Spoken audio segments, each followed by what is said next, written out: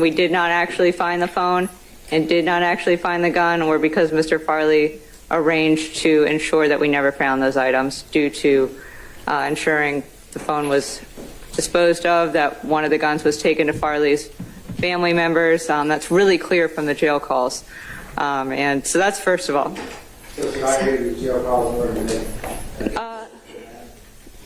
Not just, I don't believe the court needs to actually hear the jail calls to make. I just wanted to rebut that first of all. Second of all, Your Honor, Farley is currently facing murder charges for the murder of Mr. Drinks. He was incarcerated for Mr. Drinks' murder prior to this indictment. That was a brutal murder by gang members in a rival, in a gang dispute, essentially. Farley was seen at a gas station immediately before the murder. He was wearing YSL apparel with the word slime on them. He was with his co-defendants that murder at the gas station. That's like immediately before the shooting. Additionally, evidence shows that Farley was at essentially a YSL trap house, like a house where they commit unlawful activities. Within about 48 hours after that shooting, it was so recent, this shooting, that one of the co-defendants actually was still wearing the same clothes as during the murder. The state also has evidence that shows that Farley has some access to a cell phone while he's within the Fulton County Jail, and I attached this to our motion as State's Exhibit A. If the court would has a copy of my omnibus motion I filed, it's attached to State's Exhibit A. It was located on, as recently as December 3rd of 2022. It was posted on an Instagram account that was named ysl.rude, and it showed a picture of Farley that appears to be, I don't know the legal term for it, but a selfie. It's where he's holding a camera and he's taking a picture of himself while displaying a middle finger. It appears that that photo was taken in the Fulton County Jail.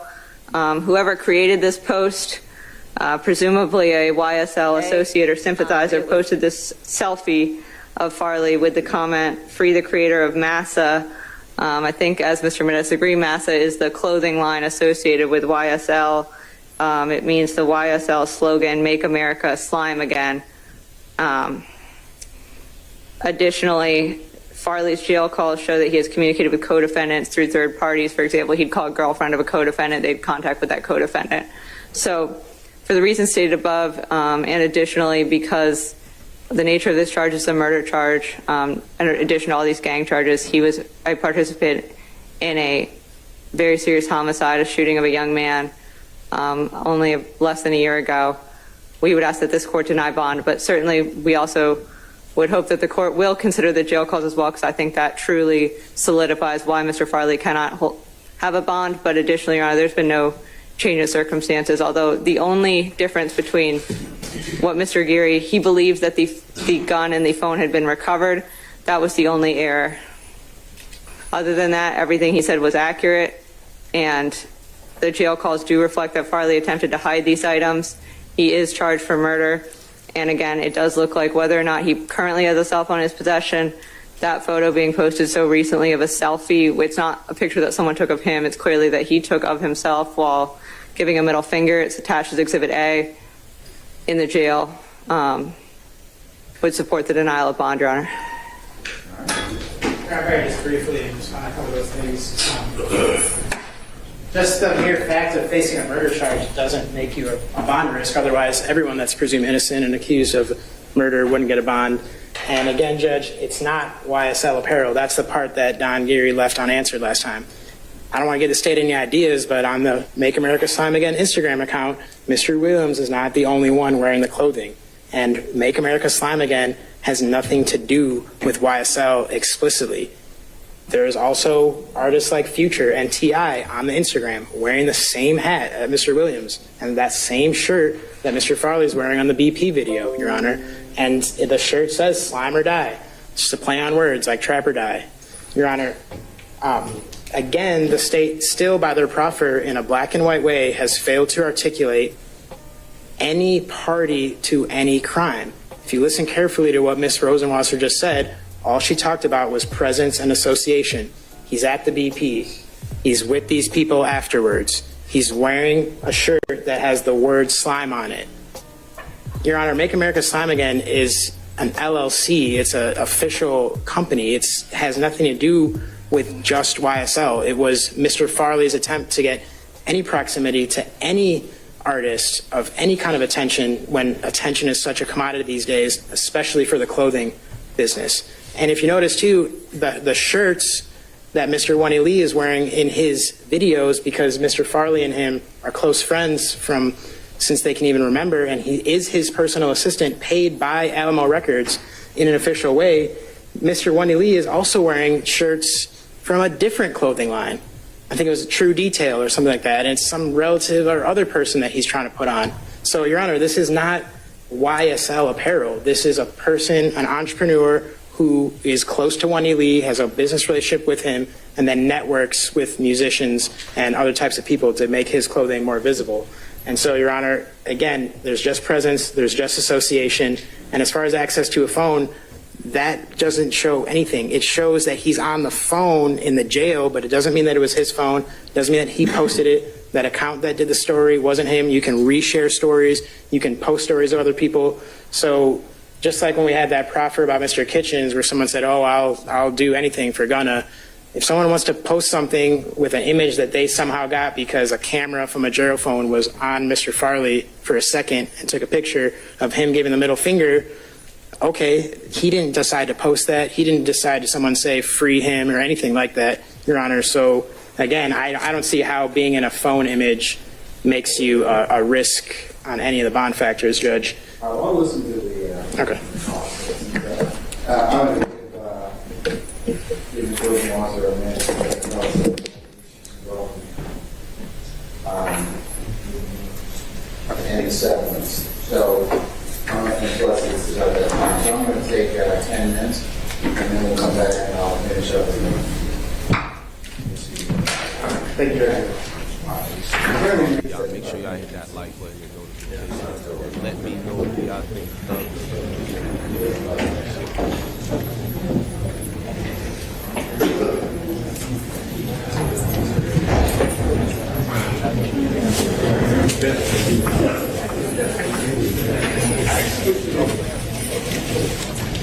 Hold on, y'all. Somebody really asked like they was smart. I'm gonna put them on timeout. I don't like dumb questions. Somebody genius button said, y'all really think he going free today? This trial, bruh, we're talking about as far as from bonds or whatever, or certain situations, even if a plea was taken. Bruh, calm down. I put you on timeout. It can't be about you all your life, bro. Salute.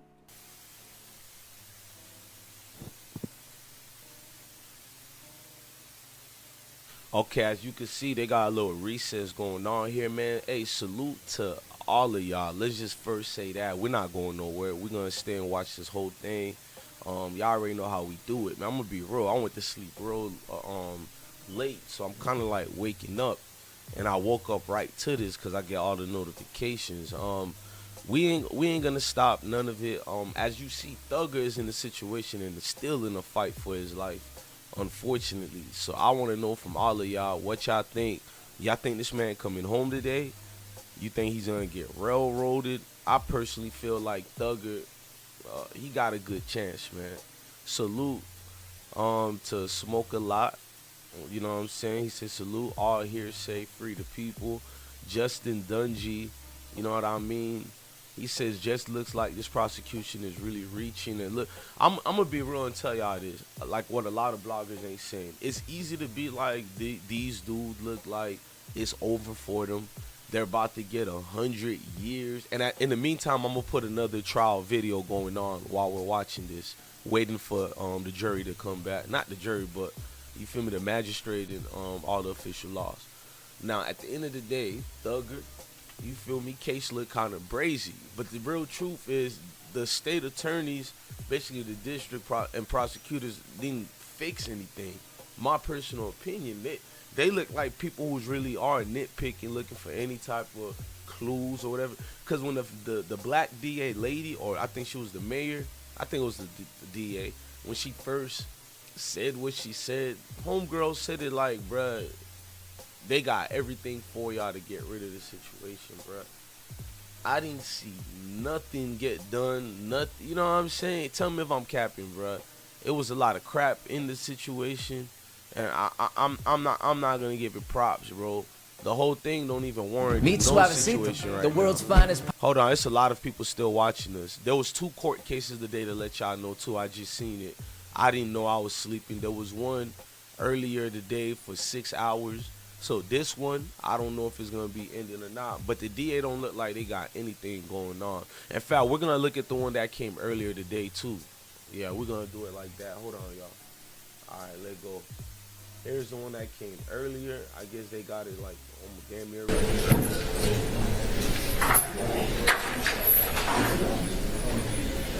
Hold on.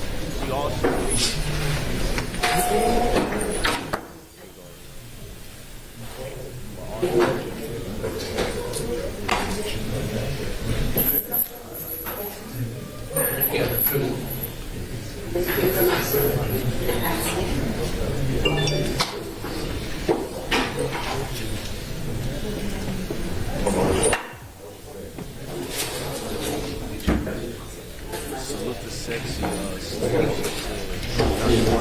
salute the sexy strip though, but James Harris, he got yeah,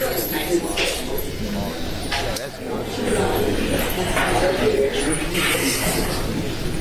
I don't know, bro. It looked like volume up. My apologies to y'all. It looked like a lot of situations that's in this case, both sides got a chance. It used to just look like the DA got a chance. They about to break the whole YSL. Some of these suspended sentences, bro. You can say what you want.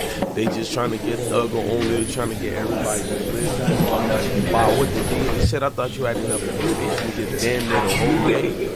So everything done got switched. Everything done got moved around. Y'all talking about it from everybody cooperating, bro. I don't know, bro. It's easy to call a nigga a snitch, maybe by the stipulation of him talking and saying all that. Y'all have a right to call him whatever y'all want to call him. I'm not caring who the snitch is, not the snitch. I'm looking at it as bro. Like, would this jury actually convict him, bro? Or will the DA have enough substantial evidence to find probable cause? So this man, hold on, let me make sure this is wrong. Am I capping, bro? Will it be that way? Will it be enough probable cause, bro? I don't see some of the things happening the way we expected earlier, bro. My personal opinion, the way we expected these folks to do what they're gonna do, I don't know. I'm gonna just be honest. I've been quiet about this case for 3-4 days now, maybe 5. From the last time we talked about it. Look like everything going out the way right now, bro. And let's see if the other actual live came back yet. Hold on. As y'all see here, they still chilling. And it's a whole lot of people waiting for them too. I think they're in recess in the other one. So I'm gonna fall back, fast forward this one and let y'all watch it. This one, the other one y'all watching right now was 20 minutes ago before the actual live one. So since we waiting for folks in them to slide back, let's look at what we just missed earlier today. Well, yes, you can ask me a question. Okay. Okay, I may not have an answer for you, but I'll try. It's kind of up to you. Okay. Do you think it would be easier if we had an automatic opt-in rule, and that anybody that wants to opt out can say, hey, I'm out of that one, instead of going, I'm doing this because I need to take roll. No, I Okay, so- get that. I'm just asking, as far as you're concerned and everybody else is concerned, we can automatically opt in if the court makes that ruling, and that way anybody that doesn't say I'm out is automatically joined, and we don't have to. I don't have any issue with that. Okay, good. So- Can you guys have any Genius Button say they got at least 4 members putting him as the HNIC. To people who don't know what that means the head nigga in charge. And he said even if they recant the damage already done, I somewhat agree with you, but I'm like a gambler, bro, playing poker. I want to see if I think the DA's bluffing, bro. I'm gonna be the first blogger to tell y'all that. I think the DA bluffing like a motherfucker, bro. Like, I'm sorry, bro. Like, I know it looks damaging, it looked crazy. It looked like certain things were done because they honestly want Jeffrey only. I agree with y'all. but prove it, you can get Jeffrey out the way. Yeah, you can call these guys up and all that, but you had a monopoly case here. You had a case where you could have arrested 40-some people and make a standing ovation for the state of Georgia, even the cities of Atlanta, metros, and the outskirts, bro. You could have did something phenomenal for your constituents, because according to your evidence and what people were saying, you had everything in you. So why now all these certain deals, suspended sentences? I don't know, gang. Motherfucker don't look confident to me, bro. And I'm going to call your bluff every time, bro. Every time I'm going to call your bluff. You did all that over-exaggeration and getting folks high. I'm going to be real. Before, I thought I still kept hope for them boys, but I was like, game over. And now, I'm 50-50, bro. And 50-50 is not a good thing for the state. You feel me? The state looking bad right now. I can't cap to y'all. State looking crazy. And then if the state can't finish off some of these lame looking attorneys, the other one with the TJ Maxx suit look like he high right now, you let these dudes beat you, man. The state of Georgia, I love y'all, but when it comes to the justice system, y'all gonna be a complete joke. And that's factual, bro.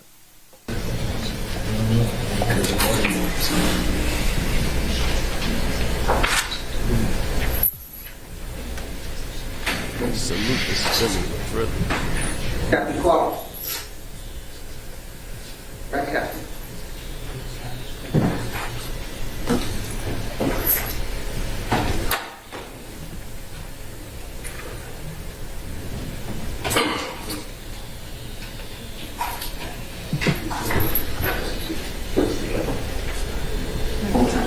And I told y'all, I'm going to fast forward this one a little bit too, because the other one, they still on recess or whatever. You feel me? We're going to go there for the decision they make today. I ain't going nowhere. Even again, I'm not your favorite YouTuber, so that means even if it's 10 people watching, we going to go hard for them 10 people. Your favorite YouTuber or bougie motherfuckers y'all wish I could sleep with.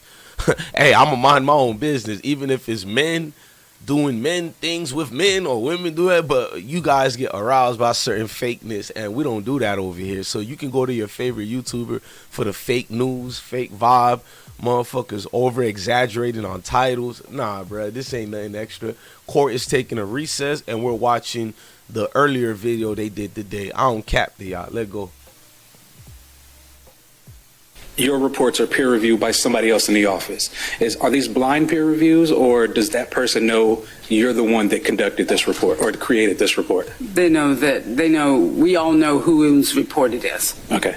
So, well, let me ask you this. Have you ever done blind peer reviews in your office? No. All right. So whoever follows you up was basically trained the way you were trained. You're in the same office. You all work together, and they know you actually were the one that did the report. No, we're not all necessarily trained in the same way. People can come into the office from other medical examiners' offices or other fellowships, so that they may have a different way of looking at things. But when you're looking at gunshot wounds or other injuries, you're being as objective as you can and thinking, what do I see as I look at this person's injuries? So you said the majority of the offices that are under name they all follow the same procedures. Yes. But now you're also saying that there are other people that could be in your office that have been trained under different procedures. No, I said that they can, you stated that anyone who peer reviews another person's report in our office, we were all trained the same way. We may have been trained in the same way, but I was trained, for example, by Dr. Randy Hanslick in the Fulton County Medical Examiner's Office. If someone is trained by Dr. Jason Graham up in New York City, then they are learning the same things that I'm learning, but looking at it as the way that Dr. Graham looks at cases. But the conclusions that you're coming to with injuries like gunshot wounds are, there's no gray. There's not gray. The thing either is or it is not a gunshot wound. So being trained by different people doesn't change the fact that if I peer reviewed a case from New York City, for example, I could see, okay, yes, that's a gunshot wound. Yes, I agree that that's an entrance. And, okay, there's the projectile that was recovered. And here's what the person said the internal injuries were. And I can use my own judgment to say, yes, that makes sense. So if you conducted a report and there's a possibility that the person that's peer reviewing your report, which is not blind, was taught by someone else, do they get to see all of or everything that you saw coming into the report, or are they just looking at the report you created? No, they're looking at the circumstances under which the person's death was reported, the scene findings, the scene photographs that were taken by the investigator from our office, and then they're looking at the autopsy photo. I don't cap to y'all. I always keep it a stack with y'all. The other case came back, so let's watch it with all of y'all. Where was that? Oh, he was right on the door. Now you're watching the live version right now.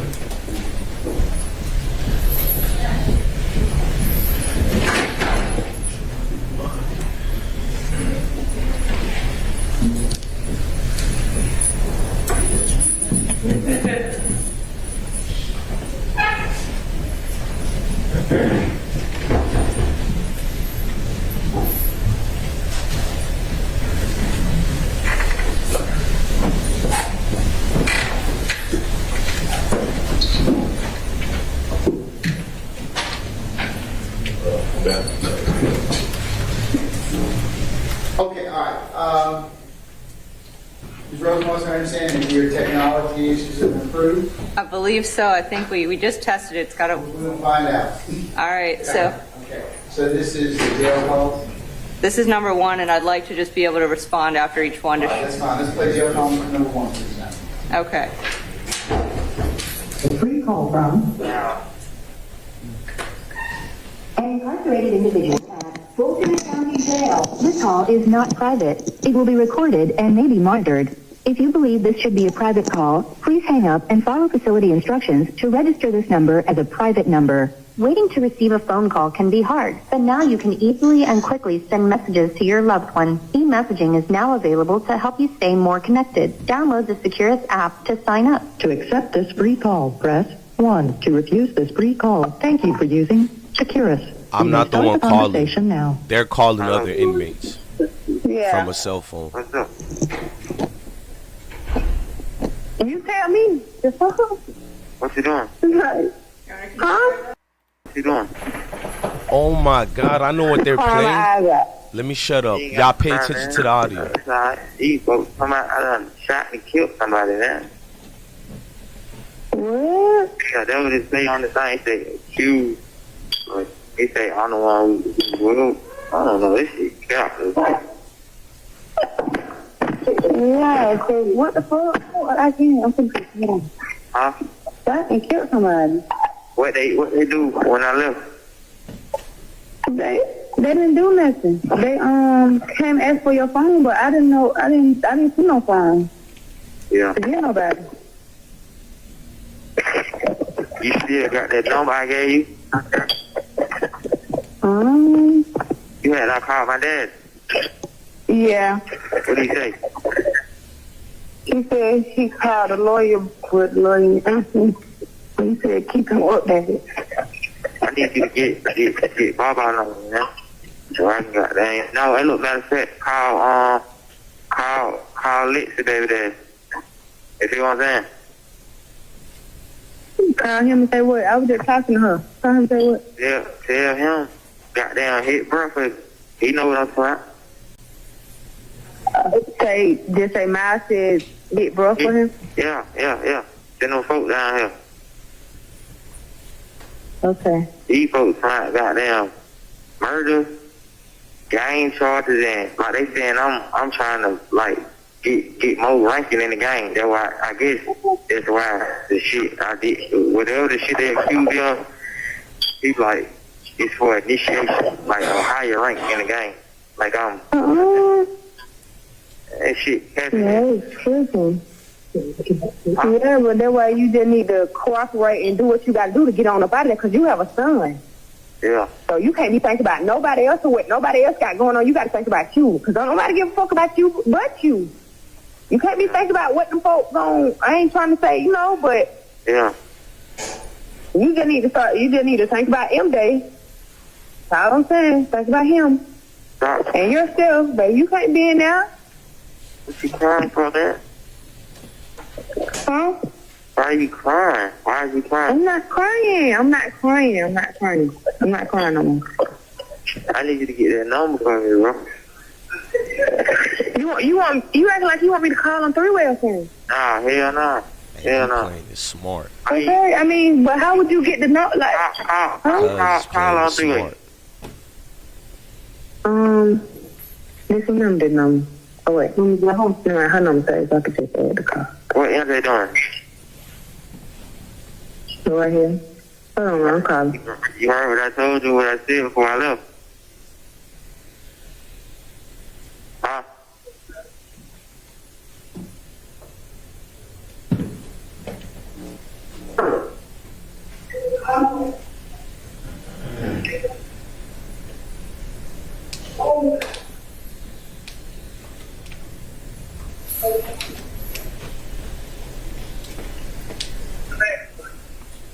He sound like he innocent as far as him tricking the people and recording it. So far, homeboy sounds smart. You know what I mean? He ain't say too much to incriminate himself. But I was just talking to her literally like right before you called. You have 1 minute left. I said, you heard what I told you before I left? What you say? No, I didn't hear you tell me nothing. I love you too, man. Don't let me fuck your day up, bro. Stop crying. No, I was going to cancel my claim, but I'm going to keep doing it. I ain't going to. Hey, listen, I'm going to give you my Wells Fargo thing so you can go in there and sell this money to you. It's $1,200. I got to give you the login, you know what I'm saying? So you can sell. What? You didn't ever get that money? Yeah, So when you going to give him the login? I'm going to give it to you. I'm going to hang up and call it. Oh, so you can call it. I'm thinking you ain't finna call it. I'm saying, he said I can give you the phone, or they said I got court tomorrow at 12. I know, that's who right before you called, that's who I was trying to get on the phone with to get the link. He said, To get the so I can send to you. The link, the Zoom link. So I can watch it. Thank you for using Securus. Goodbye. So, Your Honor, That's call number one. that call is relevant because of the context of the other calls. So what is notable about that call is, first of all, he discusses his charges, so I think that's always going to be relevant. And, of course, the relevancy standard is really, really low. The question is whether this is in any way relevant, and it is. It's not, the only evidence by any means that we have against him. It wouldn't be enough to convict him on that call alone, but it's relevant. What's particularly important here is that in this call, the called party tells Farley that law enforcement came and asked for your phone, but I didn't see no phone to give nobody. So that goes into the next few calls we're going to hear. It essentially sets the scene for the remaining 3 calls. So if the court would allow us to play the second call now.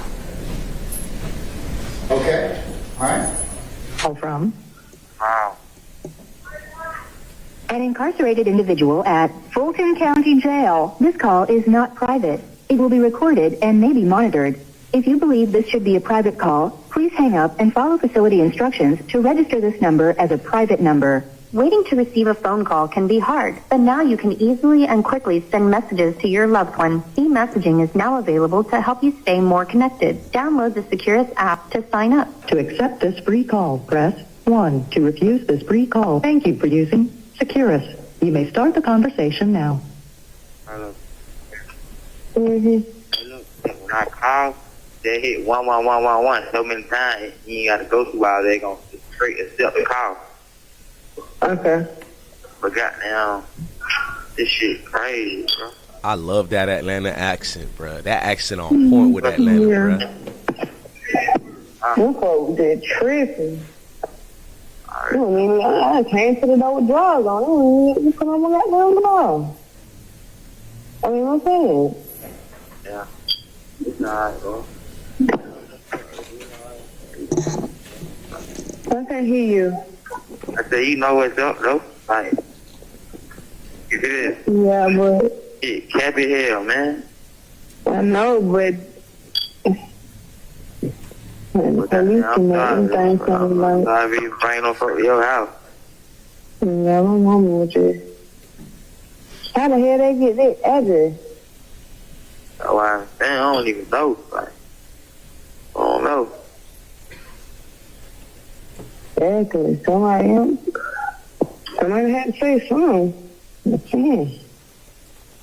But goddamn, get what? Well, you said they were looking for the it's in the hairball. Huh? It's in the hairball. So, Your Honor, I paused it there.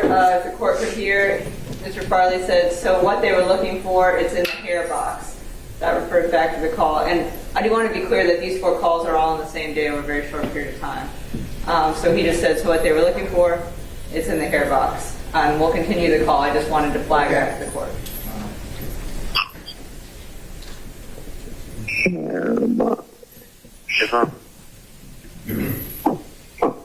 Hair box. Yeah. Hair box. Oh. Yeah, listen, do not cut that motherfucker on. Hey, like, go throw that motherfucker. Like, you feel what I'm saying? What? And so, Your Honor, that's where the defendant said, do not cut that, go through that. And that is, obviously, Mr. Farley's contention was that that was because he believes it contains unsavory character evidence. I'll believe that the jury could interpret it as the state has, which is that the phone would be evidence that the police were seeking. So we'll continue with the call. Okay, man.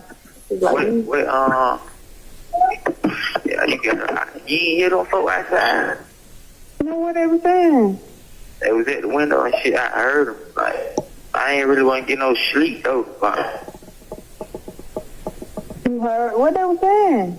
they was like, we finna come in and shit. That's why I woke you up. You woke me up? I don't even remember. I just remember this and screaming. I had to grab MJ. Yeah. Crying. Man, that shit crazy, bro. This shit is lame. What the fuck? I'm saying though, And I ain't finna keep going through this shit with you though, bro. Like, hell no. I got a little boy. I'm smiling like all that back and forth shit. What we be going through? Like, that's you, man. Like, you really with a nigga though, but you know. we gonna let you want me to answer? Yeah, hurry up and answer right quick. There she go. My phone just went short. Yo. Oh, hold on, let me get the phone. I'm finna get what's your phone on? I think it's finna hang up too late. Go ahead. Yeah. Yo, my boy. What's up, bro? Holla at them folks, baby. Them now. I'm already on that right now. I just talked to him. Baba said they gonna call back when they wake up. But he just told me. Alright. You good? Young G. What the hell they talking about? They say I shot and killed somebody. Then they say gang charges and initiated to get ranked. Like I'm trying to do the shit for rank. You have 1 minute left. That shit sounds so damn goofy, man. Man, what? But you know how that shit. Shit, I'm already on that shit though. I'm finna be on bro ass though, but it more definitely go though. Shit, then wait till wake up. Alright. Hell, I'm calling. Alright, then love you. Love you too. I love you. Yeah. The phone finna. I don't know. I ain't need to. I'm finna call you No, right okay. now. Oh, okay. Alright. The caller has hung up. Okay. Your Honor, we'll move on to call 3. Yes, ma'am. Go ahead.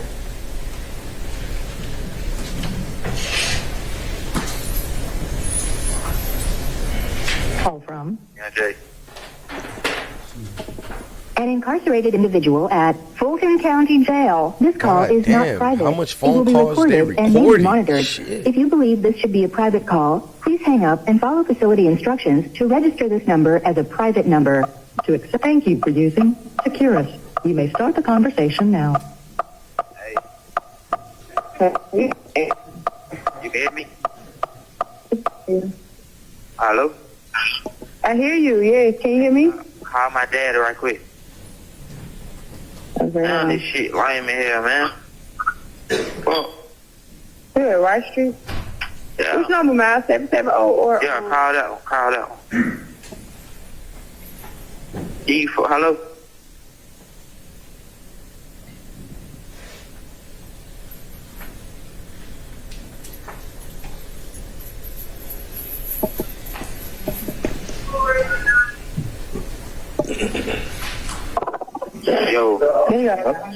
Yo, what? Hey. Yeah. What? Yeah. Where you at? The shop. You busy? You got somebody in the shop? Yeah. All right. Now I'm finna say go by the house right quick. Who house? You know what house? Hey, man, the state got to show us more, bruh. You feel me? Yeah, exactly, Shanta. Look, I'm not muting it. I'm going to let y'all listen to the whole thing, but we got to do commentary, too, for YouTube purposes. I'm only going to talk for 10 more seconds. The state ain't showing us much. You're going through audio tapes of dudes being smart. And at least from what I'm hearing, it sounds like you just arrested me and I'm calling the baby mama. First thing I'm going to do if I get arrested, I don't know if I'm going to be in this hole for a year to 3 years waiting for trial or whatever. I'm not going to be bitching and complaining because I know how this country goes. I'm going to tell all them folks, man, these folks playing, man. They lying on my name and all that. That's exactly what I'll say on them phones. It sounded like they recorded them when they had first arrested them or whatever. And they ain't enough evidence yet. They probably do. They're going to need a super snitch for me to believe the state about to win. Maybe y'all know more than me, but let's see. From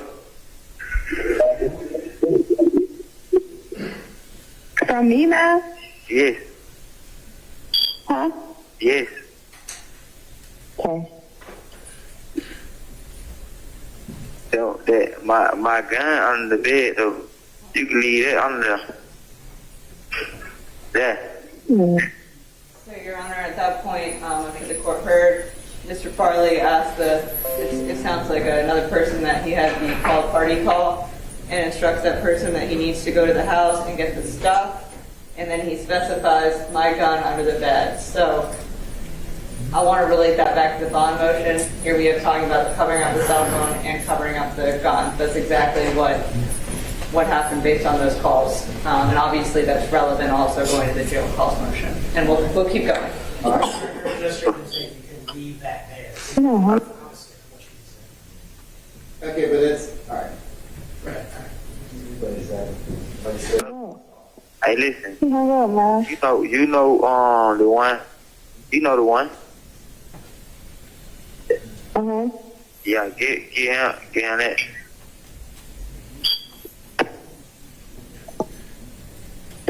Okay. What, you finna hang up on him? Huh? You don't want to talk no more? No, what are you talking about? I mean, I just said, okay, I got you. Like, what else you want me to say? Hey, the state of Georgia's court systems everywhere been doing this all day. We ain't going nowhere. We here. Look, see, we ain't going nowhere. They did this last time too. We was on live 4 days ago when there was, or 5 days ago. So we ain't going nowhere. We staying here till they bring this thing back, and they are gonna bring it back. Look, y'all. I seen somebody wrote, of course they're recording every call. They're doing a case against you. Hey, Kamala Watson, salute to you, beautiful. I don't know if you felt genius there, but I don't blame you. I like that type of you feel me reaction you gave me. But yes, the whole world knows they recorded the Bill cases. I'm just saying it's slick. Like, damn, these people really are trying to record everything. And my thing is, if you are gonna try to record everything, don't waste the constituents' time in court. And I'm listening to videos of folks in you feel me, talking to Twin and talking to old lady, telling her, you feel me, what's going on, or man, these folks tripping. Like, I feel you. Use them recordings for y'all other places, or show the damning ones quickly to do your thing. When you making it long and drag out like that, it's still letting me know, like, did y'all even have any evidence in this situation? Okay, they back. Let me fall back. It's under the mat. You have 1 minute left. I seen it. Yeah, get him. You want me to give the other one like back to him that's behind the bed? Nah, hell nah. Or just the three, what you call it? Yeah, get him the 3. The 3. Yeah, okay. And that's it? And the other that thing, bro, that I be riding with. You remember the one I gave you? Okay. You remember the one I gave? Your Honor, the defendant just instructed the called party to give him the 3, not the one under the bed. I think from context clues that would suggest, or at least have enough probative value to suggest that there are 3 other items, perhaps guns. He also references not the one I've been riding around with. Again. Yeah. Keep that. But the other one, You never gave it back. I'm telling you, can keep it. It's under the thing. Oh, so that's the one that's under the mattress? Yeah, it should be 2 under there. At the It's end, lying. That's what I'm trying to tell you. go to the right side. It's always at the right. Unless they got it. You can't call back in. Yeah. Unless they got it, it's always at the right. I didn't see that. Thank you for using So which one? Securus. Goodbye.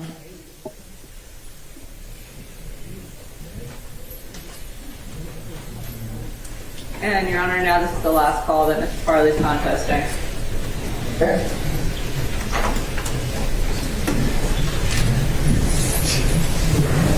This is a free call from an incarcerated individual at Fulton County Jail. This call is not private. It will be recorded and may be monitored. If you believe this should be a private call, please hang up and follow facility instructions to register this number as a private number. Thank you for using Securus.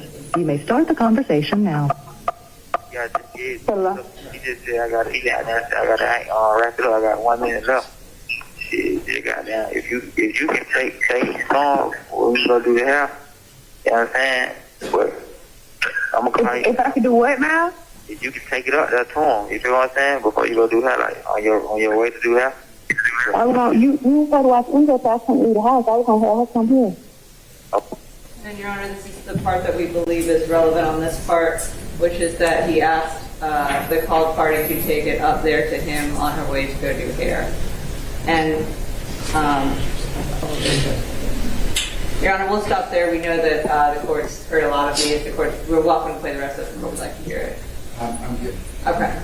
And so, at the court's pleasure, I do have argument on those calls that we heard. All right, okay. Well, go ahead. Let's hear your argument. Okay. Start out with call number 1.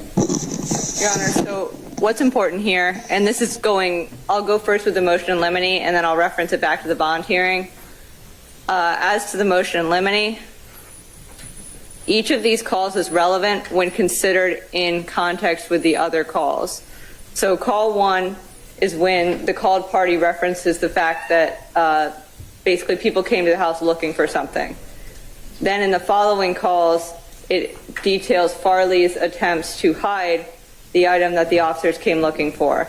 And I think Farley seems to even concede that the item that they were looking for is a phone, because he says, don't turn it on, go throw it away, essentially get rid of it. And he now contends that that's because he was having, outside relationships, but we don't know that, and the jury doesn't know that. That's a matter of interpretation. It's enough to be relevant, and he can argue at trial what he argued here. That's a perfectly acceptable argument, but nevertheless, it doesn't make it not relevant. I think that leads us into 2. It's just where he says all that, and he says it's in the hair box, and he says where to find it, and says not to turn it on. So I think that's enough to be relevant. Relevance is an extremely low bar, Your Honor, and that is enough to be relevant. And there's nothing prejudicial about it. He never says, don't turn the phone on because I'm cheating on you. He just says, don't turn the phone on. It doesn't go into any kind of extramarital affairs or anything like that. He's welcome to interpret that however he'd like to, as is the jury, but it's relevant. It's nevertheless relevant to show that he is, in the state's contention and based off the recording itself, clearly trying to hide something that they, quote unquote, came looking for. As to the third call, I think this is the one that essentially is why the other calls are all relevant and goes into this third call. In the third call, this is when Farley instructs the called party to give, quote unquote, what they wanted to Farley's father. And another caller then joins the call. Farley discusses the case, and then he instructs the third person added to the call to go to the house and get the stuff. Farley references a gun under his bed. Farley also tells the called party, you know the one, give him that. He repeatedly references what they wanted, and then he references giving all three items to his father. Farley instructs the called party to look under the mattress, explaining the one she can keep is under the mattress. That goes back to the gun. Farley also references the phrase, "is the one I be riding with," and he says that the item... I have to interject and say this part for YouTube. If you guys not listening to what she's saying, or I don't know what's her side, but I know the phones was played to show old boy, the light-skinned one, like he's some type of rat or something like that, or he was giving codes to his baby mama or girl or whatever so he can get away clean with it. But the problem is you would have to prove he's doing codes or whatever, because he's spoken regular American language, which is smart by these Atlanta niggas. You feel me? The relevant standard, Your Honor, is very low. This is enough to be relevant evidence. It shows that Farley is trying to hide something, arguably a cell phone and a gun. That's what it suggests, at least to my listening of it, and I believe it could certainly suggest that to a jury. I also think his discussion of the case itself is relevant. Obviously, in the first call, the called party, suggests that he... She's saying, according to her own opinion, that's what she hears him doing codes to hide something. But in the audio we heard, you would have to prove in those audio tapes that he actually was trying to hide them. I didn't really hear that. I heard him say to his old lady, go get her hair situation, all that. So the state would have to prove it. They're kind of low-key losing right here. Had access to a phone in the jail based on that photograph. Additionally, Your Honor, he's charged with murder. That is a very serious charge. He was charged with that before he even got these additional RICO charges and the charges in this indictment. Your Honor, and this goes back, back to point one. He's charged with murder. That was a homicide involving a shooting. So I think the existence of a gun is going to be even more relevant to that. But back to the bond, Your Honor, this is extremely relevant information. The state never lied about the contents of the jail calls. The court just heard them. I think it's clear from the jail calls that Farley did try to hide a phone and a gun from the authorities, because he asked if they even referenced if they didn't get it when they were there.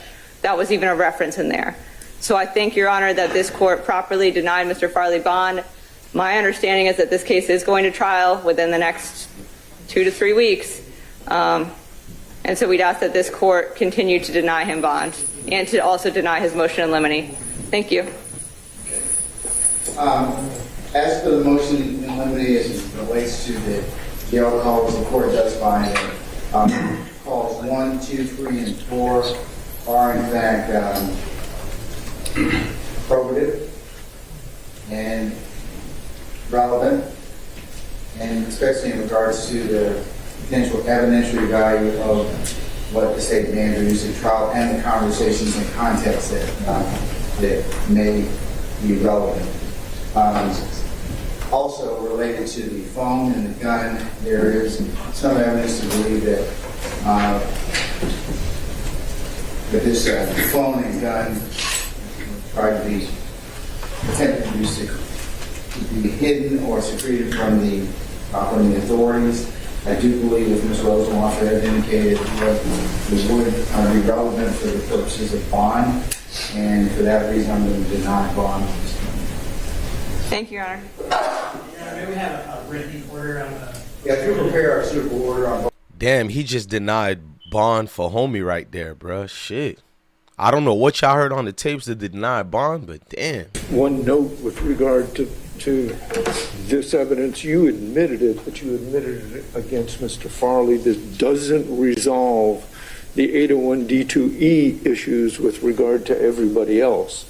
So I want to make sure that, well, it's got 801D2E issues, we've got Bruton issues. If his jail call comes in post-arrest with regard to everybody else in count one, and I do not want to acquiesce to that. And Your Honor, we do have a separate 801D2E motion, so I think that could be addressed at another time. And That's correct. I just want to make sure that with regard to these particular post-arrest statements of a co-defendant, we've got several substantive issues before they can come into trial, not just against him. on behalf of Mr. Stillwell, I join in Mr. Harvey's. Mr. Harvey, I would ask that you more or less Mr. Harvey, that I can go ahead and have I filed an 801D2E, and I think there are So if motions you're pending. adopting, you'll need to file a particularized motion. I did. Not you. Oh, I'm sorry. Yeah, the other strap hangers, Mr. Harvey, okay, that have adopted your motion, need to particularize their own motions, because it depends upon what it says as to whether or not it's admissible or not. Right. So, maybe it's a proven issue, whatever, we need to identify the statement and give some particular type of Well, I don't think discussion as to why, as to what the court can consider. Okay. I have filed such motions, but not towards this Well, particular statement. look, a lot of folks, just particularize. A lot of times, that's what usually happens. The court has to kind of look at each statement by itself as it relates to that particular defendant. you're entirely correct. Let's, as far as it goes, however, your lordship. But let's flip that a little bit. We filed a motion saying, hey, look what 801D2E potential statements or statements of co-defendants are you going to use, so that we file a motion in limine, but you got to tell us what you're going to use, like this one. So we can't particularize this whole mass of statements. Mr. Rosenwasser, you're going to need to kind There you of parse out and do a little homework, whatever it is you decide, sit down and talk in this decision, because it will affect your opponent's opportunities to file.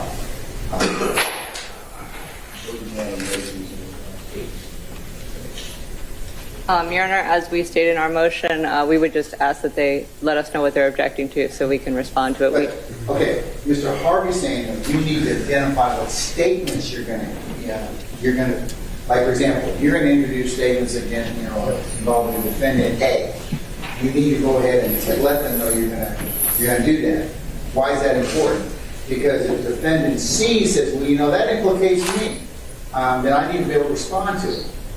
Your Honor, we provide all the statements we have in discovery. I think generally because it's a RICO, everything's going to apply to everyone. So if they could just object, it's going to be a lot easier for me to be able to prepare a response, because generally our position is that all the co-conspirator statements, they are going to be admissible against everyone. So that's yeah, given the type of case, but to the extent that you can, and it will affect, because then I would certainly advise you. A blanket statement that every statement everybody ever made since 2013 is a co-conspirator statement is blatantly overbroad. For example, this post-arrest statement from jail telling someone else to do allegedly something, and I don't know how he's going to explain it, but if that comes in, that's not a co-conspirator statement. I don't believe, and we'll argue that, but we need to have it identified. Everybody has talked to everybody for the 8 years. Well, see, Mr. Harvey, that's part of the state's, I guess, with the RICO statute and its applicability. That's one of the most powerful aspects of the statute.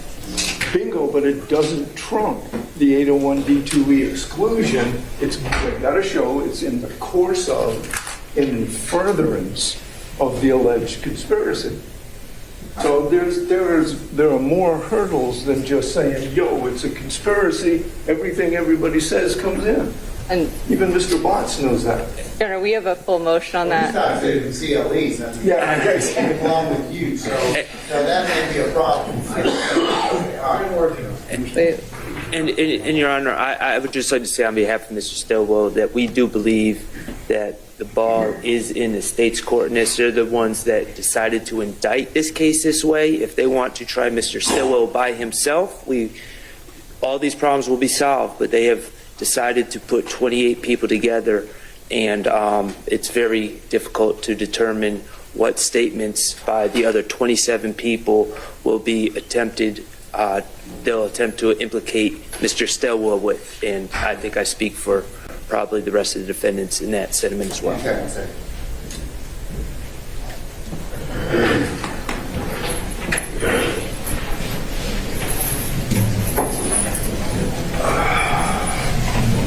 And on behalf of Mr. Myrick, I would join in on what Mr. Shaw said. I think Mr. Harvey said, unless you opted out, I'm going to assume it is that it'll apply to the rest of you, okay? Yes, all right. Bless you. Thank you, Judge. All right. We have Mr. Floyd here, Your Honor, for the murder. I see him. Okay. All right. So, but to the aspect of that, Ms. Rosenwasser, you will have to kind of distinguish out or those particular statements. I would tend to. Hey, you dudes is wild. Somebody talking about Cuz from YSL is Gunna. They said, how does Gunna sitting next to Thug? Y'all wild.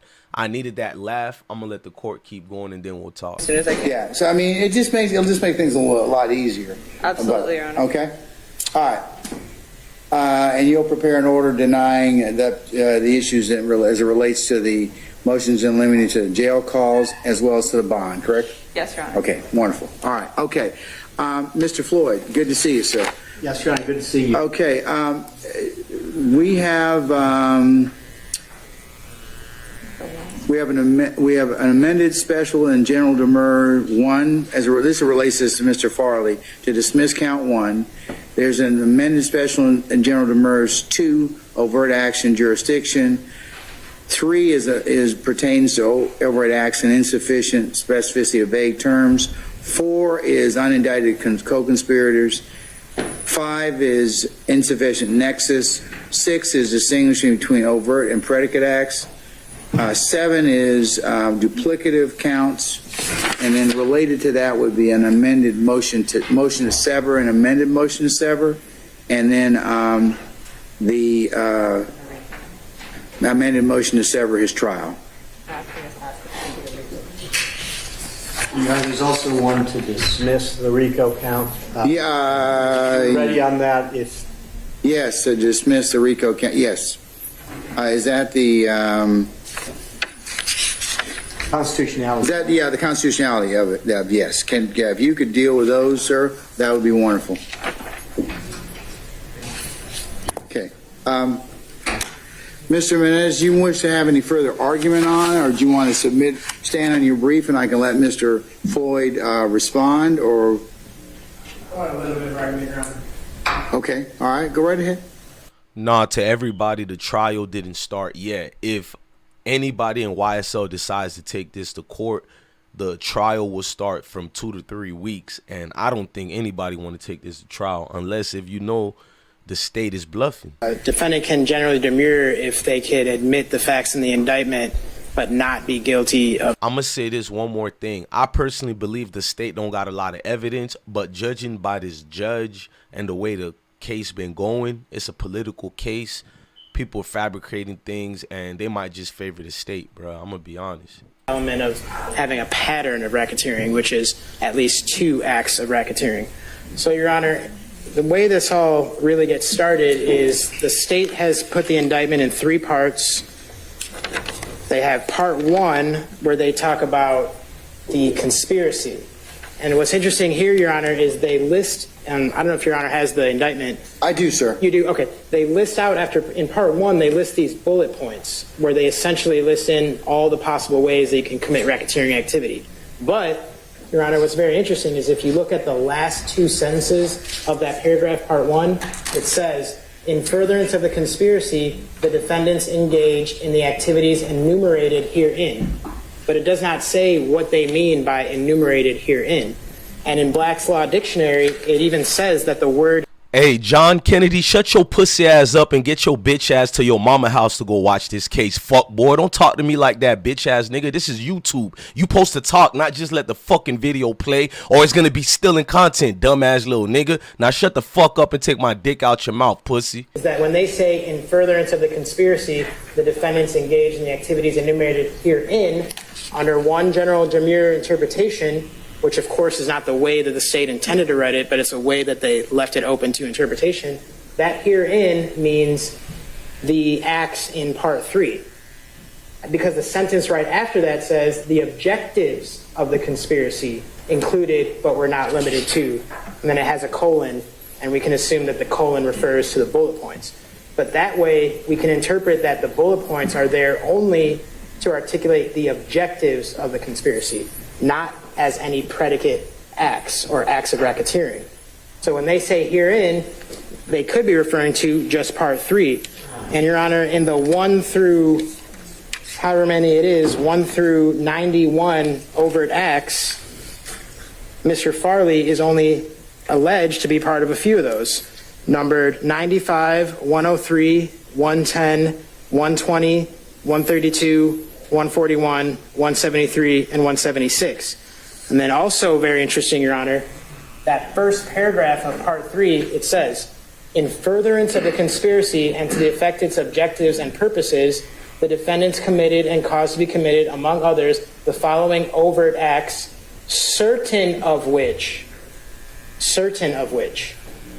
constitute acts of racketeering activity. So they've left open this ambiguity that of these 1 through 191 things, they're overt acts, all of them, but certain of them are acts of racketeering. So then, Your Honor, under my interpretation as a general demure, you can look at each one of those acts and see that only 2 of them actually articulate criminal behavior.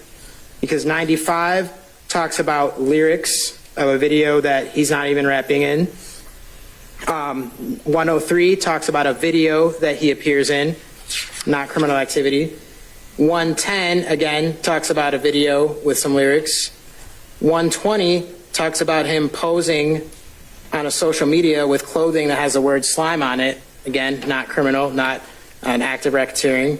132, engaging in a conversation. Again, Judge, that's not an act of racketeering activity to engage in a conversation, although that's the one where Mr. Williams is alleged to have made some kind of comment.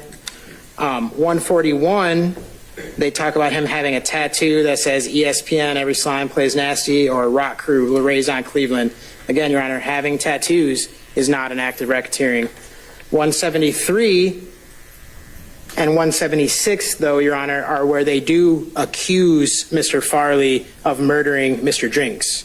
But now we're left with this general demure, certain acts are racketeering of this list, so let's interpret them as literally only the ones that say acts of racketeering, which one of them is murder, 173, 176. So if we interpret herein that way, and certain of which in the way I've said, we're left with just 173 and 176. But Your Honor, clearly those then allege the same exact thing.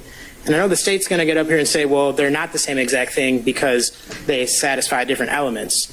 But Your Honor, they, in their manner, which they didn't have to articulate, they say that the defendants caused the death of Shamel Drinks, an associate of a rival gang. So even in that predicate act that's not gang activity, they talk about it being gang activity, saying that it was an associate of a rival gang and that they shot him as an act of racketeering activity. And then again, we have the same murder of the same person on the same time as the same alleged supposed gang, and it's worded the same, Judge. It's slightly different, but in both cases, they're talking about gang activity and a murder. And so that's not a pattern. You can't say that those 2 acts of racketeering activity constitute a pattern because they're the same act. They're going to say, well, one is the act as part of a gang and one is the act itself. But when they articulate the act itself, they say an associate of a rival gang.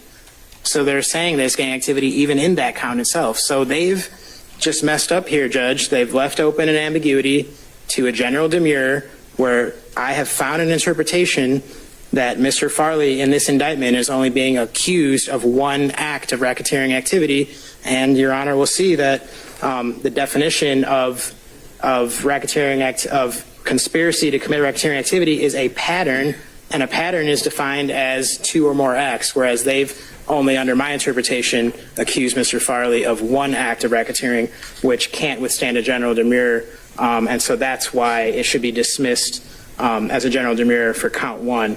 And Your Honor, my relevant definitions are just, OCGA for the record 16-4-4, which talks about the pattern. OCGA 16-4-3, again, defines that there needs to be at least two acts of racketeering to constitute a pattern. I cite to Black's Law Dictionary where they concede the inherent ambiguity of the word herein. And then I cite to Meeks v. State and Johnson v. State as it talks about demurrers, Your Honor. So that's basically the argument of count one, is that there is an interpretation that I've just articulated where it leaves only 173 and 176, and that those are the same exact thing, even the murder, because it's alleged as gang activity in its manner, and that that leaves us with just one act, the alleged murder of Mr. Schmel Drinks as part of gang activity, and that's not a pattern, Your Honor, that's just one. All right, sir. Anything else? No, Your Honor, I can answer. I know that's like a lot, but I can answer any questions that the court has about that. No, I'm good. I'm good. Thank you, Ms. Menez. All right. Thank you, Your Honor. All right, go ahead, Mr. I like that attorney better than the other dude. Two versions of this argument. The short one is wrong, wrong, wrong, wrong, and wrong. The longer one is slightly more detailed. Let's go with the longer one. I'll go with the longer one. Because it might get reviewed at some point. I understand. All right, sir. Thank you. This argument has nothing to do with the text of the statute.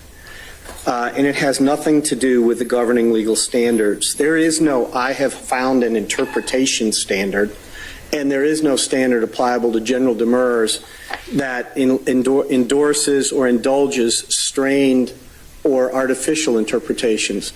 General demurrers are not favored, and they are not construed in favor of the defendant. That's the starting point. So that the foundation is wrong. Specifically turning to RICO, it would behoove Mr. Farley to read the indictment as carefully and the statute, to read the statute as carefully as he reads the indictment. First, 1614.4c1 is the conspiracy provision. It does not use the term racketeering activity. It does not use the term pattern of racketeering activity. Okay? Mr. Menez is absolutely dead wrong when he says a pattern is an element of a conspiracy violation. The law is precisely to the opposite, and we cited the law in our brief. It is absolutely clear that a substantive violation is not a prerequisite to a conspiracy violation. If it was, the conspiracy violation would collapse into the substantive violation. It would become meaningless, and that would violate the most fundamental rule of statutory construction, which is the court does not read so much as a word, much less an entire subpart of the statute, to have no meaning whatsoever. Okay? The fundamental component, of a substantive violation is a pattern of racketeering activity. That's an A violation, that's a B violation. That is not what the state alleged. The state alleged a C violation. The C violation requires an overt act in furtherance of the conspiracy. It does not require a pattern of racketeering activity. Point one. Point two, he argues that overt acts must be acts of racketeering activity. No, same mistake. There is no reference to acts of racketeering activity in C. The case law is clear that acts of racketeering activity are not what are required. And as a foreshadowing to some of the other arguments that are going to be made, there are overt acts, 191 overt acts alleged. A subset of those, it's about 70, within give or take a couple, are acts of racketeering activity. They fall within the definition. Every single time the state alleges an overt act that is also an act of racketeering activity, it has said so. It has said an overt act that is also an act of racketeering activity, and it has said the exact incorporating provision from RICO that incorporates that underlying offense. Right? So we have drawn that distinction, but the point is both are good enough. And the first fundamental component of Mr. Farley's argument is we have to allege a pattern. That is wrong.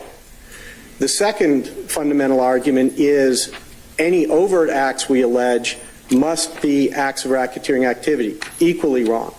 The third argument that he alleges is that, or that he asserts, is that there has to be an overt act, he says consisting of a pattern, we've already taken care of that one, but that there has to be an overt act by Mr. Farley. Again, equally wrong. Overt act can be by any conspirator. That's exactly what the statute says. And that any conspirator commit an overt act in furtherance of the conspiracy. Pasha v. State, which we've cited, makes this point perfectly clear. So does Whaley v. State, which we've also cited. As Whaley said, it has the basic principle of conspiracy, which we've talked about in various motions during the course of this, but Pasha says that each actor in a conspiracy is responsible for the overt actions undertaken by all the other co-conspirators in furtherance of the conspiracy. Those 191 overt acts, those are all Mr. Farley's in a conspiracy case. Okay? Whaley says the same thing. A conspirator is responsible for his own racketeering activity and that of his co-conspirators. Whaley went on to say, this means that everything said, written, or done by any of the conspirators in execution or furtherance of the common purpose is deemed to have been said, done, or written by each of them. So this parsing that Mr. Farley's trying to engage into fails at its inception. He got the wrong requirement when he says pattern. He's got the wrong requirement when he says racketeering activity. And he's got the wrong requirement when he says it all has to be engaged in by Mr. Farley. This case would survive general demurrer if you wiped out every single overt act specifically alleged to have been committed by Mr. Farley. It would still survive general demurrer because he could not admit the allegations and still be innocent. For that reason, the general demurrer should be overruled. Your Honor, What about the issue of the special demurrer? Well, he hasn't, at least here, asserted any argument. He began by saying this is a general demurrer, and he hasn't asserted an argument relative to the special demurrer. If he had, it wouldn't work for the reason that the indictment is very detailed. You know, one of the things that sort of becomes a hallmark of cases like this is that one defendant gets up and complains about how long the indictment is, and the next defendant gets up and complains that the indictment doesn't have enough detail about him. But, you know, we've set forth the standard for special demurrers in the brief. Sanders v. State, a 2022 Supreme Court decision, says that, and it basically says, while Sanders may desire greater detail about how the conspiracy resulted in Singletary's death, it is not required that the indictment give every detail of the crime. A pause, because I'm not quoting anymore. That is particularly true in a conspiracy case where the state is not required to allege the details of overts, and where the overts need not be crimes themselves. They can actually be lawful acts, as long as they promote the objective of the conspiracy. Here we have many that are unlawful and constitute racketeering activity. We have others that are unlawful but are not within the definition of racketeering activity. And then we have a third category that are just overts. All of those can be found within the 191. But as Sanders went on to say, instead, the additional detail desired by Sanders may be supplemented by the pretrial discovery he receives and any investigation counsel conducts. Every detail need not be in it. They have to be sufficient to assert a plea of former jeopardy and sufficient to be able to defend. The Supreme Court dealt with this in Kimbrough. This is an argument that's coming in a couple more motions. about the nexus argument. The Supreme Court basically said, you don't need to plead everything. We don't need pages and pages. We're not requiring pages and pages. You just have to have something. We have a lot more than that something here. We have dates, names, places, names of victims. It is set forth in a chronological order where there are multiple actors involved in the overt act. We have alleged who those people are by name. That is more than sufficient details to survive a special demurrer, Your Honor. Okay, all right. I'll pause just a second, and I'll let you come back up and argue the motion to sever the counts, and then his motion to sever his defendant, and then constitutionality. Okay. Okay. Okay. You want to come back to the other demurrers? Yeah. Just unless you want to address them right now. Your Honor, I'm at your pleasure. Yeah, that was only in here one. I titled it amended special and general because that was my original. It's not that it's motions, but that was amended as just a general in here. And I didn't even argue 2 through 7. But I do want to address his arguments about this general. And Judge, just one moment. Please, we have our own demurrers, but these counts relate to Mr. Nichols, Mr. Stillwell, as well, and the overt act. So I want to adopt, at least insofar as an argument is concerned, some of them relate to, specifically to Mr. Farley, but to the content of the indictment itself. I would reserve my right to respectfully disagree with Mr. Floyd in what he has said, because they have pled, by the way, a pattern of racketeering activity. And if that ain't what they mean, then they shouldn't have pled it, number one. Number two, conspiracy is a specific intent crime. You have to specifically intend to commit the underlying predicate felony, which includes a pattern of racketeering activity. You have to have that specific intent. So I want to adopt and reserve, because some of these things relate specifically to Mr. Farley. Thank you, Mr. Harvey. On behalf of Mr. Stillwell, I too would like to adopt and echo the sentiments of Mr. Harvey and Mr. Nichols. Your Honor, I don't think you're inviting argument on those motions separately, but I can address it if you want. But I'll just point out that if we have in fact pled a pattern, that's the end of that motion. And Your Honor, it's just not. No. Yeah. You pled the fact that the conspiracy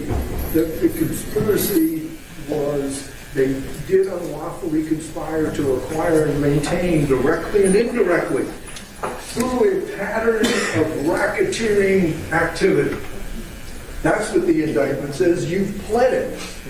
And if it doesn't contain that, you're wrong about saying we don't need to put it in there.